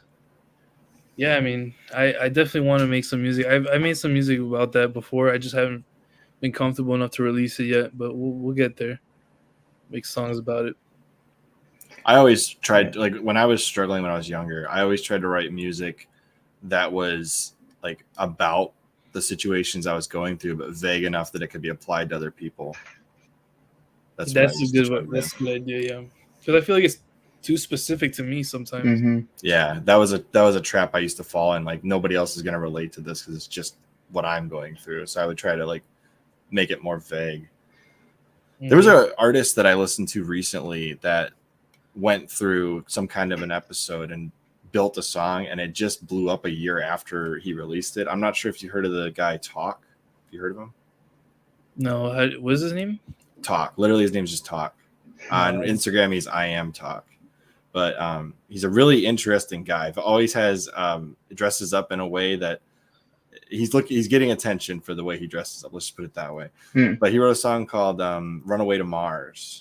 It's really blowing up recently, and he was talking about he was struggling, wrote that song, and he said it's kind of, what's the word, cathartic, that this song about his own struggle that he wrote relatively vague. You know, running away to Mars is obviously not something you can actually do. Yeah, not yet. Elon Musk is getting there, but the song itself was, as it blows up and people are resonating with it, it's kind of like sad and happy at the same time for him, because it's like a very deep, serious struggle he went through, wrote the song, and now it's blowing up. It's like maybe something like that could be good for you to write something about your own stuff in a more vague way. The other thing to remember too with music, it's like, I think people forget that it's a great emotional outlet for the singer, but as well as the listener who gets to like emotionally bond with something that's like vocalizing their own feelings. So it's like therapeutic on both ends, and I think that gets undercounted sometimes. Yeah, this is a really good song though, if you want to listen to it. I've been listening to it quite a bit. I'm at least 10 of those views. Another band that sings about kind of like from that depression standpoint, if you look at their bio on Spotify, they're called Citizen Soldier. They have a lot of stuff that's like that. My brain went to Three Doors Down, Citizen Soldier, when you said that. Is there a band? You're saying there's a band called Citizen Soldier? Okay. Yeah, I'd have to confirm, but I'm pretty sure they're called Citizen Soldier. What kind of have you noticed your music taste changed at all since you've gone, worked through this? Like, do you still listen to all the same music, or has it changed? I think it's always changing, but I still listen to some old music that I used to like, but definitely more instrumental. I used to listen to like a lot of like hip hop beats and like rap, and then now as I'm older, probably listen to more like instrumental things, like with the guitar and the drums and the bass. Like I try to listen to that mostly because I'm trying to play like the instruments themselves, so I kind of like resonate more with that. I still enjoy like hip hop and rap and other things, but I've been getting into like a lot more alternative rock because of that. That change that I've been making. So we've already talked about you like God of War, and you like fighting games. What's your favorite fighting game? Is it Super Smash Bros. Or something else? Smash Bros. For sure. Which one, the Switch, or is there one previous that you like better? The one on the Switch is perfect. That I played. That's probably my most played game of all time. Oh, really? That's the top one? Yeah. Is there, what keeps bringing you back? Do you like the online play, single player, or just the way you can just play is different every time, and that's what you like about it? I'm just like, I have a lot of friends that play it, and I'm really good at the game. So like, unless you're a pro, I usually win. It's like, it's just fun like beating people up. Like there's like a bar in Fort Lauderdale, not too far from where I live. It's called a Glitch Bar, and I'll just go there and I'll just beat everyone and then leave. I've been there before. You've been there? Once. Glitch Bar? Yeah, they have the Smash Bros setup. But then it's like if I go to a tournament, then I'll get my ass whooped. So it's like people who live and breathe. It's very high. Smash Bros. Just because I think I'm good. I know there's other people that will destroy me. So I had a very humbling experience thinking I was really good at Super Smash Bros. On the N64. I went to my brother's college dorm when he was still in college, and got my ass handed to me over and over and over again, because that's what they lived and breathed, was Smash 64. That's like me. When I went to the University of Florida, that's what we did all day. We would go to school, come back, and instantly Smash Bros. Right then and there. So Dan, you've been quiet. Is there something you'd like to bring up? No. No. I was just thinking. I was having PTSD flashbacks too. So when we have arcades here, and there's forced PvP. So for example, if we did like Tekken or something, and because all the arcade machines are wired across the country. Oh yeah, they did that recently, didn't they? But it's not recent. Like in Japan, it's always been that case. It's always been that way? Yeah. I mean, if you think about it, it makes a lot of sense. And the reason why I hate it is because, I think in American arcades when I was a kid, unless someone stepped to you, like right next to you, you were just playing single player on your own. And usually people will leave you alone, right? They want you to finish your game because you put in however many quarters. But it's a great business model. And in my case, I like playing Tekken because it's kind of fun. The graphics are beautiful. But there's a couple other games, like a couple of Gundam games to play. The mandatory multiplayer means I'm dead after one round and I just lost $1, like, because it's $1 a play, right? So I'm like, oh, okay. Well, I can never get beyond this one match $1 thing, so it kind of turns you off, or you get really, really good. And unfortunately, I'm neither pro good or Zeke Obda good at either of those. So what you got to do, Dan, is buy an arcade cabinet at your house and practice so you can go and play at the arcade. Yeah, that sounds like a good use of my money, as opposed to paying my rent. It's Yeah, those arcade machines are expensive. I've looked them up before. Like, if you want to get an arcade machine from Japan, you're talking like at least $1,000. Aren't a lot of people building them now? Like, you can just build. You can build your own and put like a MAME thing in there, but no, if you want like a legit arcade cabinet, like fresh off the press, built by Sega or whoever you're looking at, they're expensive. Yeah, I think people are kind of like weird about that kind of authenticity. If the MAME emulator, if it'll simulate the experience, if it'll play X-Men, it's fine. Well, the only arcade machine I actually want in my basement is the Halo one from Dave & Buster's, and those are like $5,000. Is that the one with the machine gun? Yes, I want that so bad. Ah, I would of happily course. put that in like my garage somewhere. Punch Out. Yes, a Punch Out Out's machine. great. That would There be you a go. fun machine. Yeah. Dan, you literally just brought up something that harkens back to an episode we did about digital ownership. Yeah. And Yes. Chris, you want that authenticity. That's I do. why you I do say want the you can't own authenticity. anything digital. Yeah. It's No, true. I don't mind digital copies. I just don't want my backed up version to be non-physical media. So like for me, Yeah. I can take a 3DS, I can back up the copy because you can technically make one copy for as long as you're not selling the physical copy after you do make the backup copy. And then you can put in emulators and stuff. Nintendo can't they could probably go after you, but they'd have a hard case to win for you just playing your own backed up copies of games you actually bought legitimately. Now, funny, there's a real quick sidestep here. Microsoft actually just released an update to remove DRM from physical games. So like if you have a Microsoft console, Xbox One, Xbox Series X, I think even 360, if you put a piece of physical media in, it will play offline no problem now. There is zero DRM issues with physical media at this point, which is a really good business move for them. Okay, I got confused because I was like, the gun? And I was like, that's the DMR. Because I was like, are they? Wait, if you own a like pirated version of Halo, they're gonna punish you by taking the best gun out. I'm like, that's really messed up. Yes, okay, yes, that makes a lot of sense. Yeah. Well, actually, that'd be a great anti-piracy move. Like you put in a pirated version of Halo Infinite, and all of a sudden you can only use like a weakened version of the Magnum, and that's it.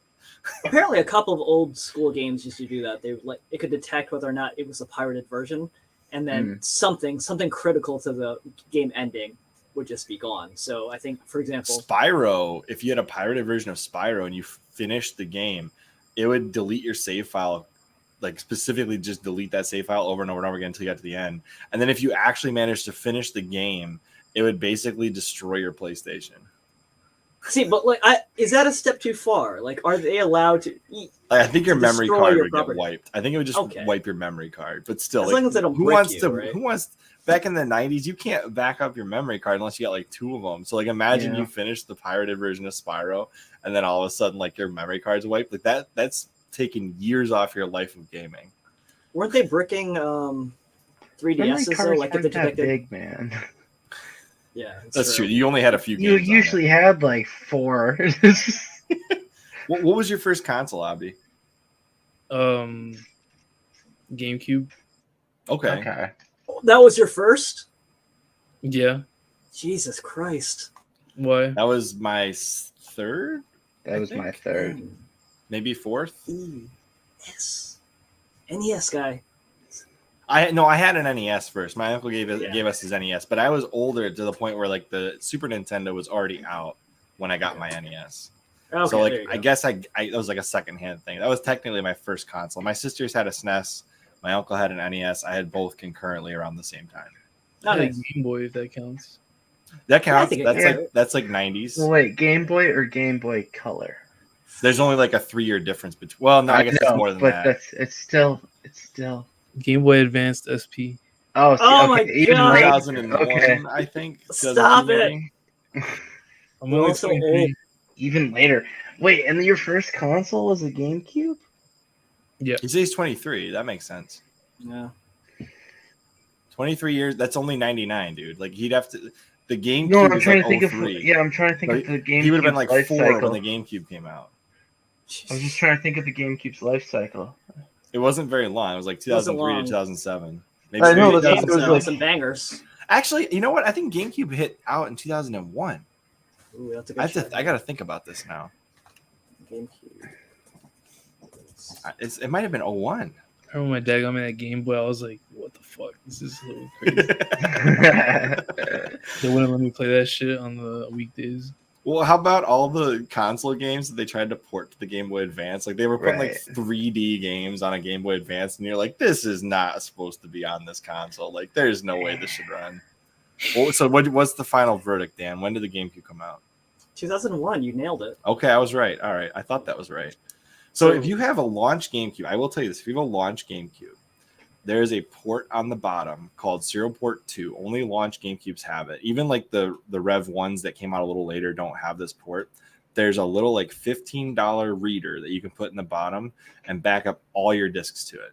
That's what I've got all of my games backed up to this little reader because I'm worried my disc reader at some point will error out and stop working. So the less mechanical wear and tear I have to put on my GameCube, the better. Mm-hmm.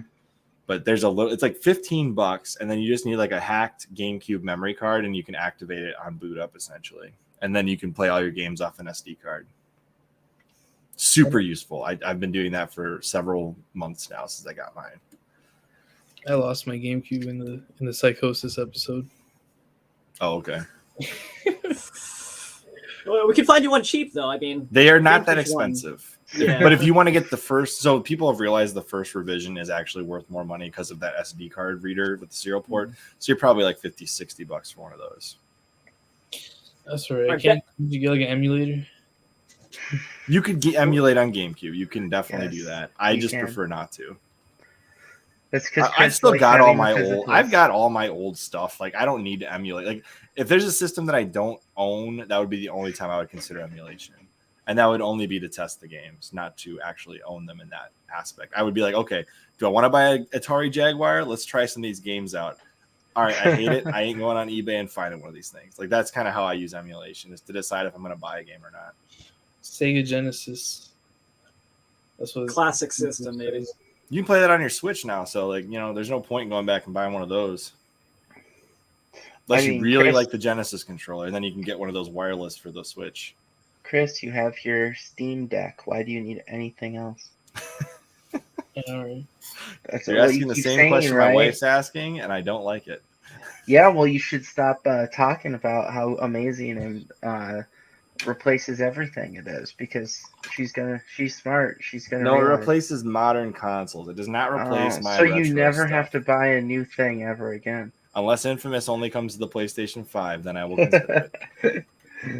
So what is your like driving factor to purchase, say, a book, movie, game, whatever?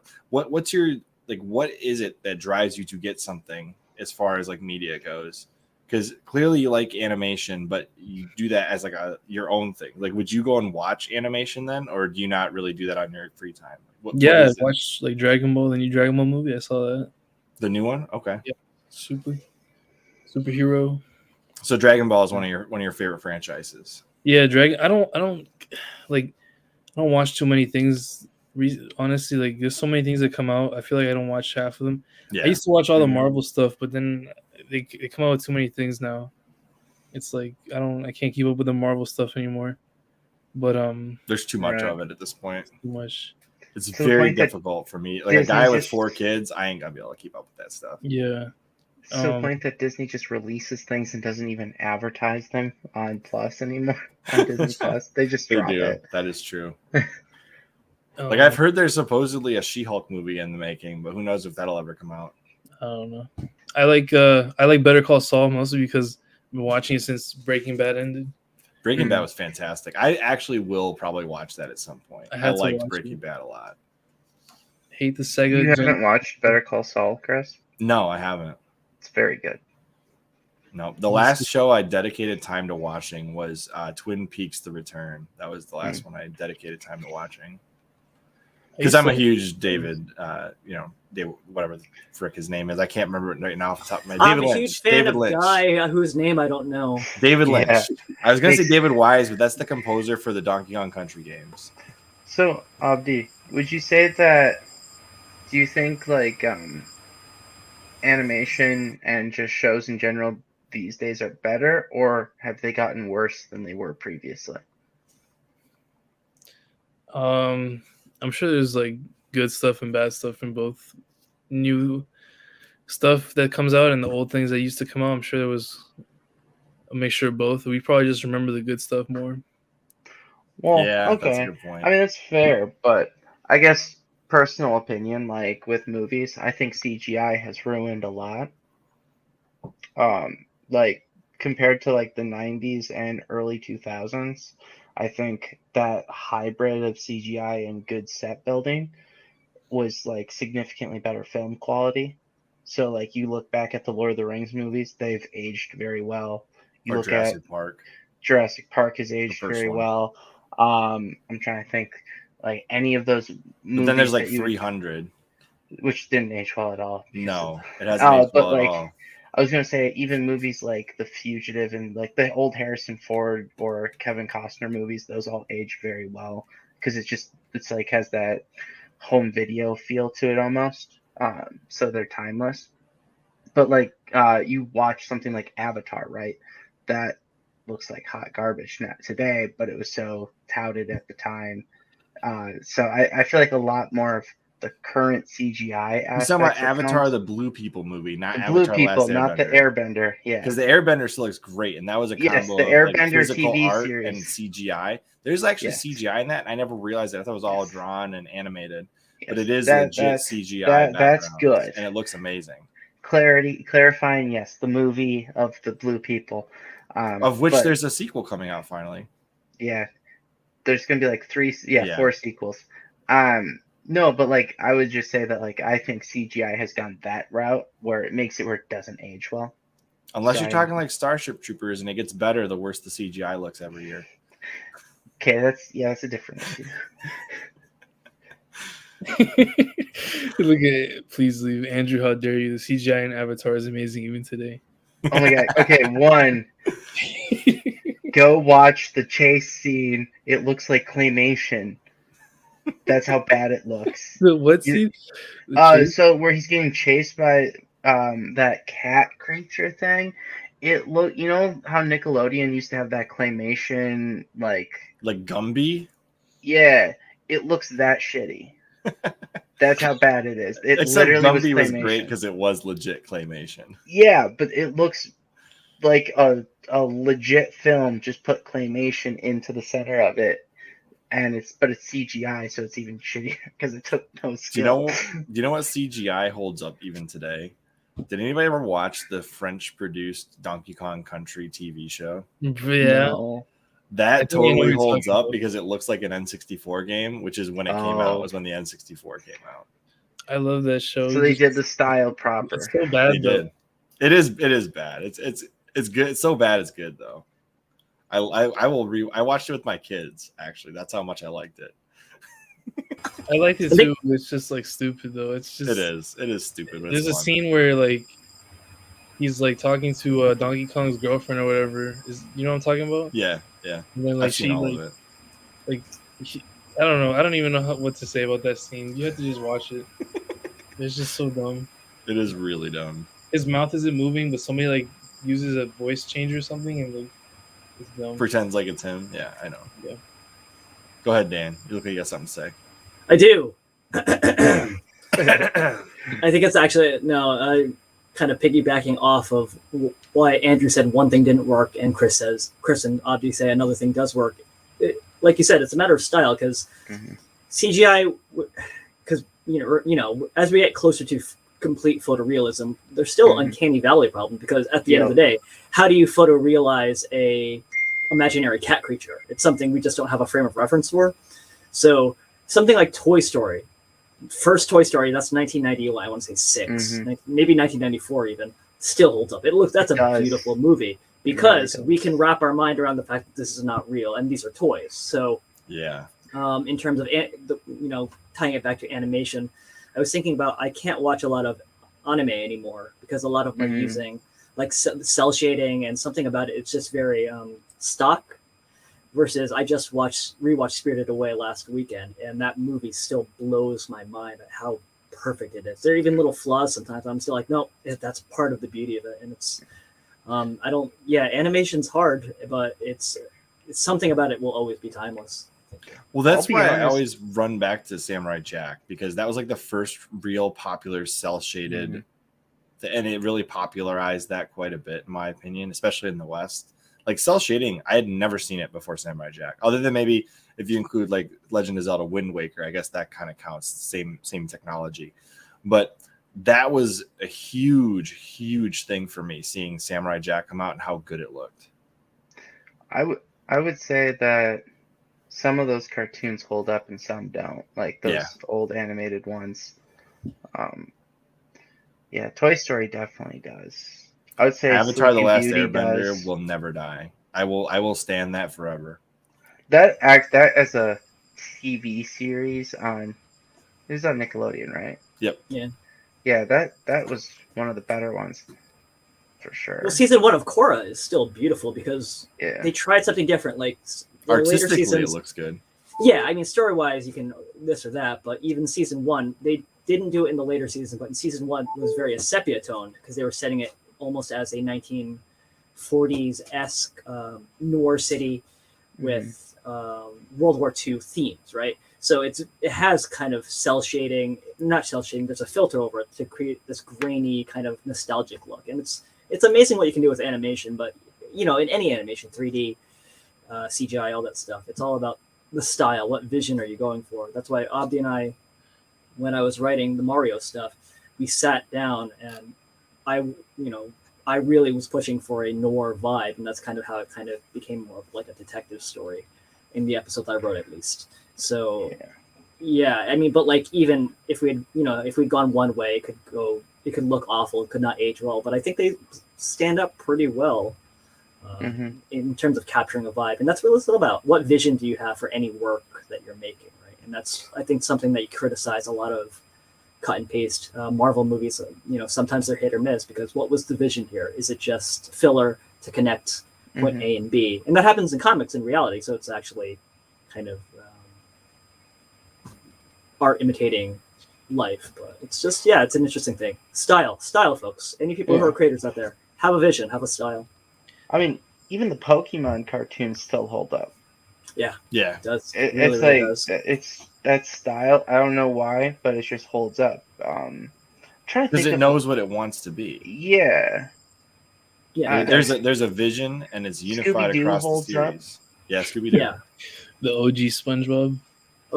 yeah, exactly. A lot of the Nick shows do hold up. Nickelodeon just seemed to always have talent at getting the right talent for their animation. Looney Tunes holds up. Tom and Jerry. Yep. Tom and Jerry. Some of the jokes probably wouldn't fly in the current year, but what jokes? You mean hitting someone with a pan? No, there's some other. I was watching a Tom and Jerry the other day, and I was like, I don't know if this would hold up in 2022. You just cover your kid's eyes. We're gonna put that over there. Yeah, they get a lot of those old stuff. That was a little raunchy. It was without even you realizing it as a kid. Yeah, exactly. Well, Abdi, I don't know if you're too young for this. You watched Dexter, right? Not the serial killer Dexter. Dexter's Laboratory. Yeah, I've seen Dexter's Laboratory. I use this as one of my favorite examples of it. The trope is called getting shit past the radar or getting past the sensors or whatever it is. And so he fires Dee Dee as his sister, and he hires a dancer, a very voluptuous blonde dancer, to become his new Dee Dee. And so she puts on the full tight costume. She has little pigtails, and she's wrecking stuff or trying to. And you're like, ooh, what does this thing do? And she's like, am I saying it right? It's like, no. Ooh, what does this thing do? And she leans in, and she goes, ooh, what does this thing do? And he goes, I'll be right back. You hear a splash, and he dunked his head in cold water. He comes back, goes, that'll be fine. He just like walks off. I'm like, oh my god, I didn't get that until I was like, It was a super really not messed up. I think it's hilarious, but it's it's because you're making family entertainment. You have to have something for everybody. Well, yeah, if the parents are tuning in at all, you're like you want to have them at least slightly entertained. Exactly. It's something for everybody, and that's what. Dan, have you forgotten about Johnny Bravo though? Johnny Bravo. Pepe Le Pew. Think about Pepe Le Pew. Yeah, they were very similar, right? They're both very questionable. But yeah, then Bravo. Doesn't he just say his own name all the time? It does like have to. Yeah. She's always looking for hot girls. I just think Johnny Bravo I think Johnny Bravo was just so bad it was good. Yeah, it is. Yeah. It's so awful. You know that character's awful. I feel like going into it, you know how bad he is. That needs to come back as a Halloween costume. There's got to be a Johnny Bravo Halloween costume. There has to be, but it just should come back. It needs to come back. That is the perfect horror story. Is Johnny Bravo horror? You should think about that one, Obdi. Yes. Can you imagine? You need to watch it first. Surviving surviving Johnny Bravo. But Yeah. make it like actually what he's trying to do into a horror story. Right. Pick up women, but he's But actually he like, accidentally kills them all. oh god, now we're like it's mixing Dexter with Johnny Bravo, like Yeah, not we Dexter's are. Laboratory, like Dexter the serial killer with Johnny Bravo. Although we could just, I'm surprised no one has made a comic like Dexter's Serial Killer Laboratory or something like that. Right? that actually, yeah, Oh, you need to make Johnny Bravo where instead, like, he's just all muscle man to the point where it's like the opposite of Midas's touch. So he yeah. gets all the girls, but he always accidentally breaks them because he's just too strong. Oh, I thought you were saying he turns 10s into 1s. No, No, yeah, they all downgrade. The opposite of That would be Midas funny, touch. That's too. the idea I had. So, Meat Courage the Cannon. Cowardly Dog, that show actually, the Creepy, first time actually. That's whenever I still saw creepy. the first time I saw Courage the Cowardly Dog was that episode where like the Grim Reaper guy and like all the weird hair going on. I turned off the TV and did not watch Cartoon Network for like months after I saw that because I was like less than 10, I think, when that came out. I think I was probably like Return 8. the Slab, that guy. Yeah, I was so creeped. I was like, this can't be a real cartoon on Cartoon Network. No, And so I wasn't turned it that a off late and watched night one though? It was late. Yeah, it was like 8 o'clock or so. Yeah. Whatever. But I turned it on and I didn't sleep for weeks, man. I was No, like, that I one was so actually torn up. creepy. Mm. Meanwhile, Like- the two owners of Courage the Cowardly Dog, like I watched this years later. I'm like, this is not as scary as I thought it was. I mean, it is creepy, but it's not like Eustace and whatever the other girl, the woman's name, I can remember her name, made it It's much a bit easier It's to a watch. jump scare. That's It the is. thing. Well, and the thing keeps getting closer throughout the whole cartoon, right? Jump scare. It's jump scare and unsettling imagery. Yeah. So if you're under a certain age, Was the Muriel, that's right. Muriel. yeah. That was the The girl's most name. scared me was the episode where they had the mermaid lady that would come out of the water. I wouldn't take a bath. I would just like I couldn't. He's gonna come out of the sink and kill me. Jeez. Look, when Harry Potter and the Chamber of Secrets came out, dude, I was worried about the freaking snake coming out of toilets, man. I'll be honest. wait, that's what got you? Do you know what got? Okay, well, the only part that paralyzed would make thing, me right? jump in that. No, the only Petrified. thing that would make me jump in that movie is where the Not the hand movie, from- the book. Oh, the book. I Yeah, didn't see okay. any of the movies when I was reading these books, dude. I was That's just like, fair. what the heck's a basilisk? You know what I mean? Like, I had to Oh, go yeah, Google yeah, image yeah. it and figure it all out. That creeped me out. That's fine. It's not that bad to read. Well, I was in like second grade. Oh, weak. I don't know, Chris. man. A lot of stuff that scares you when you're young. I mean, you look back and like I still rewatch Are You Afraid of the Dark? Because Yeah. there are a couple episodes floating around here and there, and a couple of them hold up pretty well. I'm like, oh, this is just like a little bit downplayed Twilight Zone, and they're still a little bit creepy. Gotta admit, that opening is still nuts. That opening is freaky. The There was a Sleepy Hollow movie that I watched that freaked me out as a kid because like the witch's eyes come like flying out. It was just creepy as shit. Well, you know what the best test is if something's actually scary. Watch it with your kids years later and see if they're scared of it or not. And maybe it was just you. Maybe you're just true. not. Maybe you're just not good at watching scary stuff. Like it's funny. There's some things I'm watching and I'm like, oh, I never thought this was scary. But then my kid watches it and he's like, oh my gosh. I'm like, well, maybe we can't watch this with my kids. Ladies and gentlemen, Chris advocates traumatizing your children for your art. No, I'm saying No, the for your opposite. own information. Yeah, for educational purposes. I Bobby, there you watch go, some brother. things that aren't supposed to be scary, and like my kids like for example, my son was scared of Bowser because he blew flames out of his mouth. So I was like, okay, all Well, right, yeah. no Mario for a little while. I'm one of those people who's not impacted at all by scary movies. I just realize that they have terrible acting, and I just want them to end because of that. What about you, Ab? Did anything scare you? No, but I heard there was a movie called I looked at the movie that's the scariest movie of all time. What is Forgot it? was. I don't know what it is, but I want to watch it, see if I get scared. Because I don't get scared by scary movies, really. You know what scared me, though? There was a movie that came out recently, Black Phone.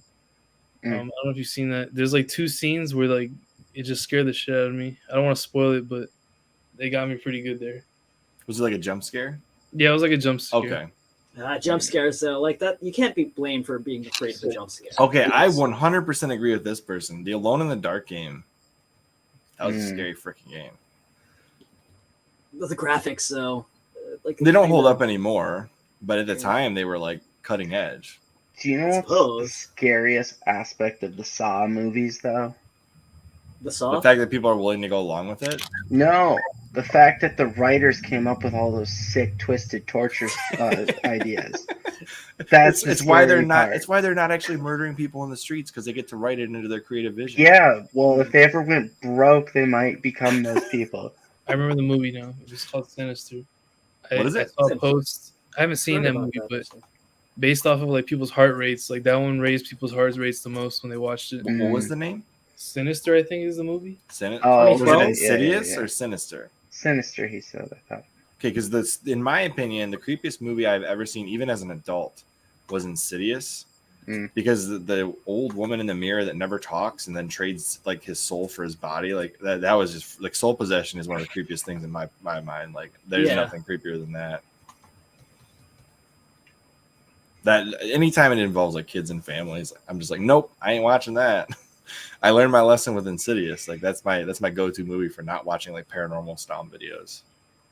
Yeah, there's one of my favorite horror movies. I think that's one of the reasons why it stuck with me is because they like killed off this kid. It, like they didn't show anything graphic. It just said, "Oh," and then this mother and her daughter were killed in a car accident later. And because once you watch the movie, you understand like the context of it. And you're like, "Oh, that's really disturbing." So like because they're not in control of the situation. It's something supernatural.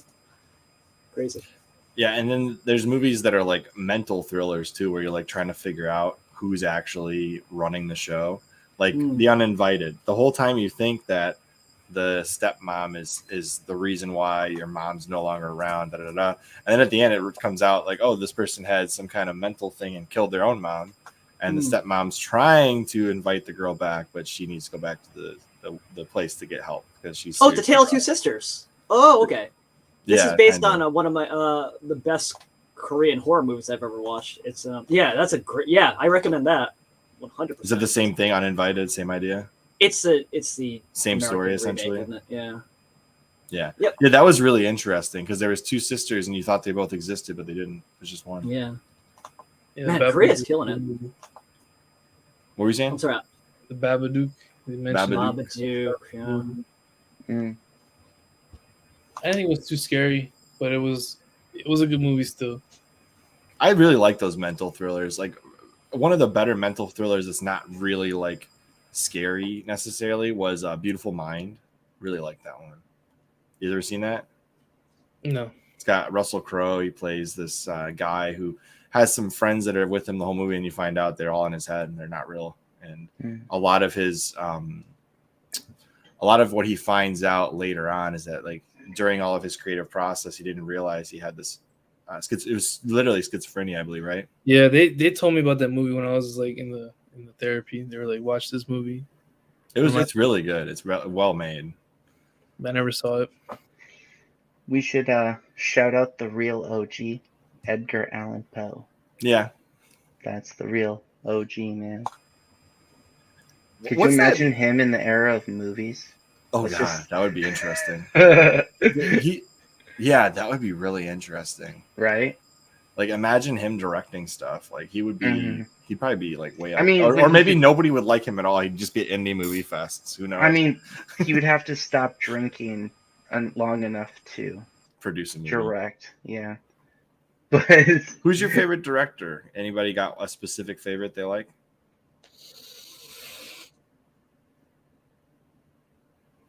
Uh-oh. Peter Jackson. He's really good. That's true. Yeah. I don't know. Quentin Tarantino is like the first one that comes to my mind. Yeah, Quentin Tarantino's pretty good. Oh, Chris Nolan, I like him for the Batman movies he did. No, those are great movies. He does Dark Knight trilogy is my favorite superhero trilogy ever. He's just like, let me make a superhero movie and accidentally makes the best one of all time. I like that one, and I also like I have like a lot of nostalgia for the original Spider-Man trilogy, even though the third one's not nearly as good. Oh yeah, of course. Those are great. Like bringing back, honestly, it's the only thing that got me to watch a Marvel movie in the past 5 years was the fact they brought back Tobey Maguire for Spider-Man. Spielberg. I love No Way Home. That's like the best Marvel movie that's come out in like the last decade, in my opinion. Dan may disagree, but that was my favorite. You can't forget Spielberg. Just saying. Spielberg's great, Spielberg? but like, Yeah. I feel like he's overplayed at this point. Is he overplayed or does he just have that many good movies? Yeah, that's true. He's I was got you just there, trying to man. irk some. I was trying to irk some people with that comment I know, but for the still. clicks. No, he's good. Like the original Jaws terrified me when I saw it the first time. The guy And who then made Andrew's like- Dune, Denis Villeneuve, is amazing in terms of like, shot. Which Dune? The newest Dune, but he made Okay, 'cause the Sicario, original which is Dune one of my David favorites. Lynch. Yeah, that, we you don't need know- to see a rat strapped to a cat for magical potion. Okay, that's out there. Bring it back here. We're talking about like real. Yeah. I Yeah, don't no, know. I think Who directed Battlestar Galactica? the TV show. Yeah, Which one? Like the new one? the new the Ron next Moore. generation or whatever. Ron Moore. Yeah, he's good. I like him. I think the best director is what is his name? Is it Ryan Johnson, the one who did the second Star Wars movie? Knives for the Out newest? is But he one does of my Knives Out. favorite movies. I'm joking. Exactly. He actually sucks. That is a He sucks. great I don't care. freaking movie. I hope Well, the Netflix second one's gonna be doesn't- good. I hope Netflix What doesn't about- ruin it. George Miller's What pretty good. Miller. What about the Oh, two Ridley guys Scott. who ruined Ridley Scott. Game of Thrones? They're the best. Oh, The two guys that ruined the end. D&D. D&D. Dungeons and Dragons. Yeah. Let's see. All right. Well, Yeah, I no. guess now might be a good time since we're cutting into that 2-hour mark, and I don't want to keep people forever because everybody's time is valuable. Obdi, is there anything specific you would like to cover or talk about at this point? Not really. Just glad to be here. How about you, Dan? Is there anything specific that you would like to cover at this point? What are you working on? That you what? Who? I'm sorry. You, Dan. What are you currently working on? I'm talking to you right now. Not. I mean, like on your In channel. Narrow it down. What's going on? Sorry, I was No, looking at my phone what- for a second. I'm sorry. What's happening? Hi. I'm sorry. I was How are we? asking for the last thoughts on the podcast just to make sure we catch it. If we missed anything, and then I No. immediately was like, "Wait a second. What the heck is Dan working on? What's his newest project?" I started writing about I think last week. I had the idea in my head. It is a movie. I'm not going to spoil it. I'm not going to tell you what Okay. it is, but I think I left some breadcrumbs on my community page and on my Twitter that you should be able to figure it out. I wasn't very subtle about it, but yeah, it'll be. I think I talked. Anyways, yeah, it'll be okay. The intro it sucks so far, so that's a good sign. So yeah, we'll see how it goes. I'm happy to be here too. Dan, I always like having you on here. I just wish we could have you on here more often. Well, you have to pay me for that. My time is valuable. So we talked about this. Dan thinks we make money, Andrew. The truth I is, know, yeah. Andrew, I'm going to give you the same thing. Is there anything that we haven't talked about that you would like to bring up at this point? Not really, but let's ask the question that's popular in pop culture right now. You, Obdi and Dan, between House of the Dragon and Rings of Power, which one do you prefer? If you've watched them. I haven't watched both of them, but I heard House of the Dragon is better. It is. Dan? Ooh, good question. See, Chris, you haven't taught him to not ask me these questions because here comes like a 40-minute discussion about it. All right. So, Andrew, I am a Silmarillion fan. I love the Sil. And So you're gonna hate Rings of Power because they suck. It sucks. Well, let me set this all up. I've seen up to episode 2 of House of the Dragon, and I really enjoyed it. I like what they're doing. I like the world that they're building. I through completely legal means, I got Rings of Power, and it legal, and it like the whole file like collapsed my Xbox when I was trying to play it, and I'm like, yeah, that's a good sign. So I just haven't. I haven't. Your I feel Xbox like saved you. Well, I'm gonna let it download or not download. Legal. I'm gonna let the whole series like. You're gonna let it buffer. Season. Yeah, there we go. I'm gonna let the whole thing come in so I can watch it all at once. I mean, Okay. I'm gonna give it a shot. I love So the world. Don't You like spoil what it for him, they're Andrew. doing. Let him spoil it for I himself know. at some point. I was just gonna say this. You like what House of the Dragon is doing with world building, right? Yeah. Well, they don't world build in Rings of Power. So Yeah, but I have enough lore back like in my head because He's saying that, Dan, I think what you're trying to say is the setting of where Lord of the Rings of Power exists should make sense to you, provided they did it right. Yeah, I'm saying they didn't do it right. Well, okay. I think this is the thing. Give me a good story, and even if because you don't always have to do expensive world building. As long as you give me a good story or something compelling, and I can fill in the gaps, especially with something that I know as well as. Right. Did Rey bother you in the last 3 Star Wars movies because she didn't seem to have a lot of development? Yeah, but that's not. So it wasn't that Rey bothered me, right? It was how Rey they portrayed her. But it wasn't her her Rey as a the character wasn't Daisy the as the problem. actress, right? It was that there was no plan along the way. The writing of her is that's what I mean. Like her it's like Kylo. Kylo. Like Kylo doesn't bother me because there were parts of Kylo's arc within all 3 movies. I was like, okay, I see where this is going, or where Rey is supposed to go. And good Finn writing can save a bad actor, but a good actor can't save bad writing. Ooh, that's not true, because that would apply to A New Hope, because Han Solo and Luke Skywalker and Leia's actors. No, they can't. It might be bad writing, but like, it's a good story that's written. Yeah, but it's a Han. Well, what did Harrison Ford say to George? Like, you can write it, but you can't say it.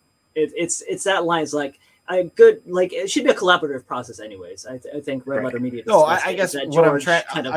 I'm just short end of the story here is like if you have a great actor and terrible writing, the exception is not the rule. Most of the time, it's not going to be a good movie. But if you have bad acting and great writing, sometimes that can be salvaged. I would say more often than bad acting with good acting with bad writing.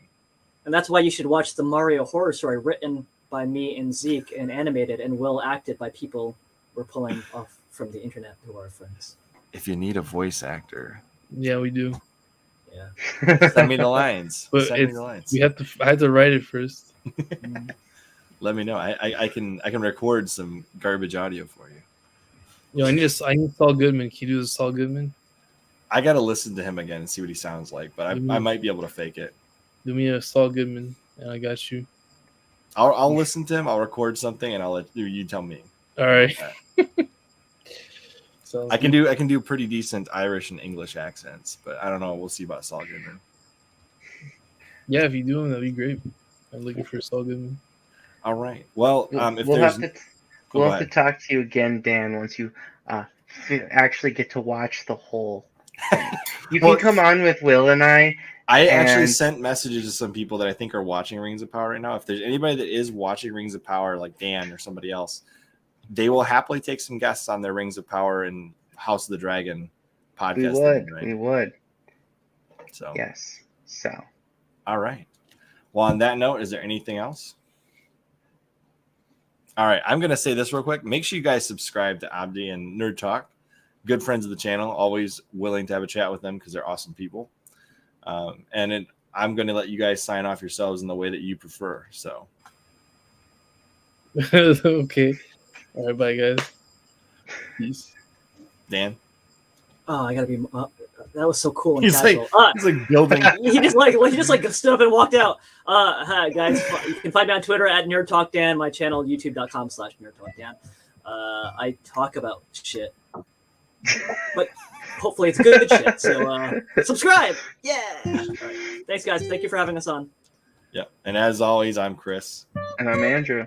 And we will see you next time on the CHRILLCAST. Bye guys. Bye.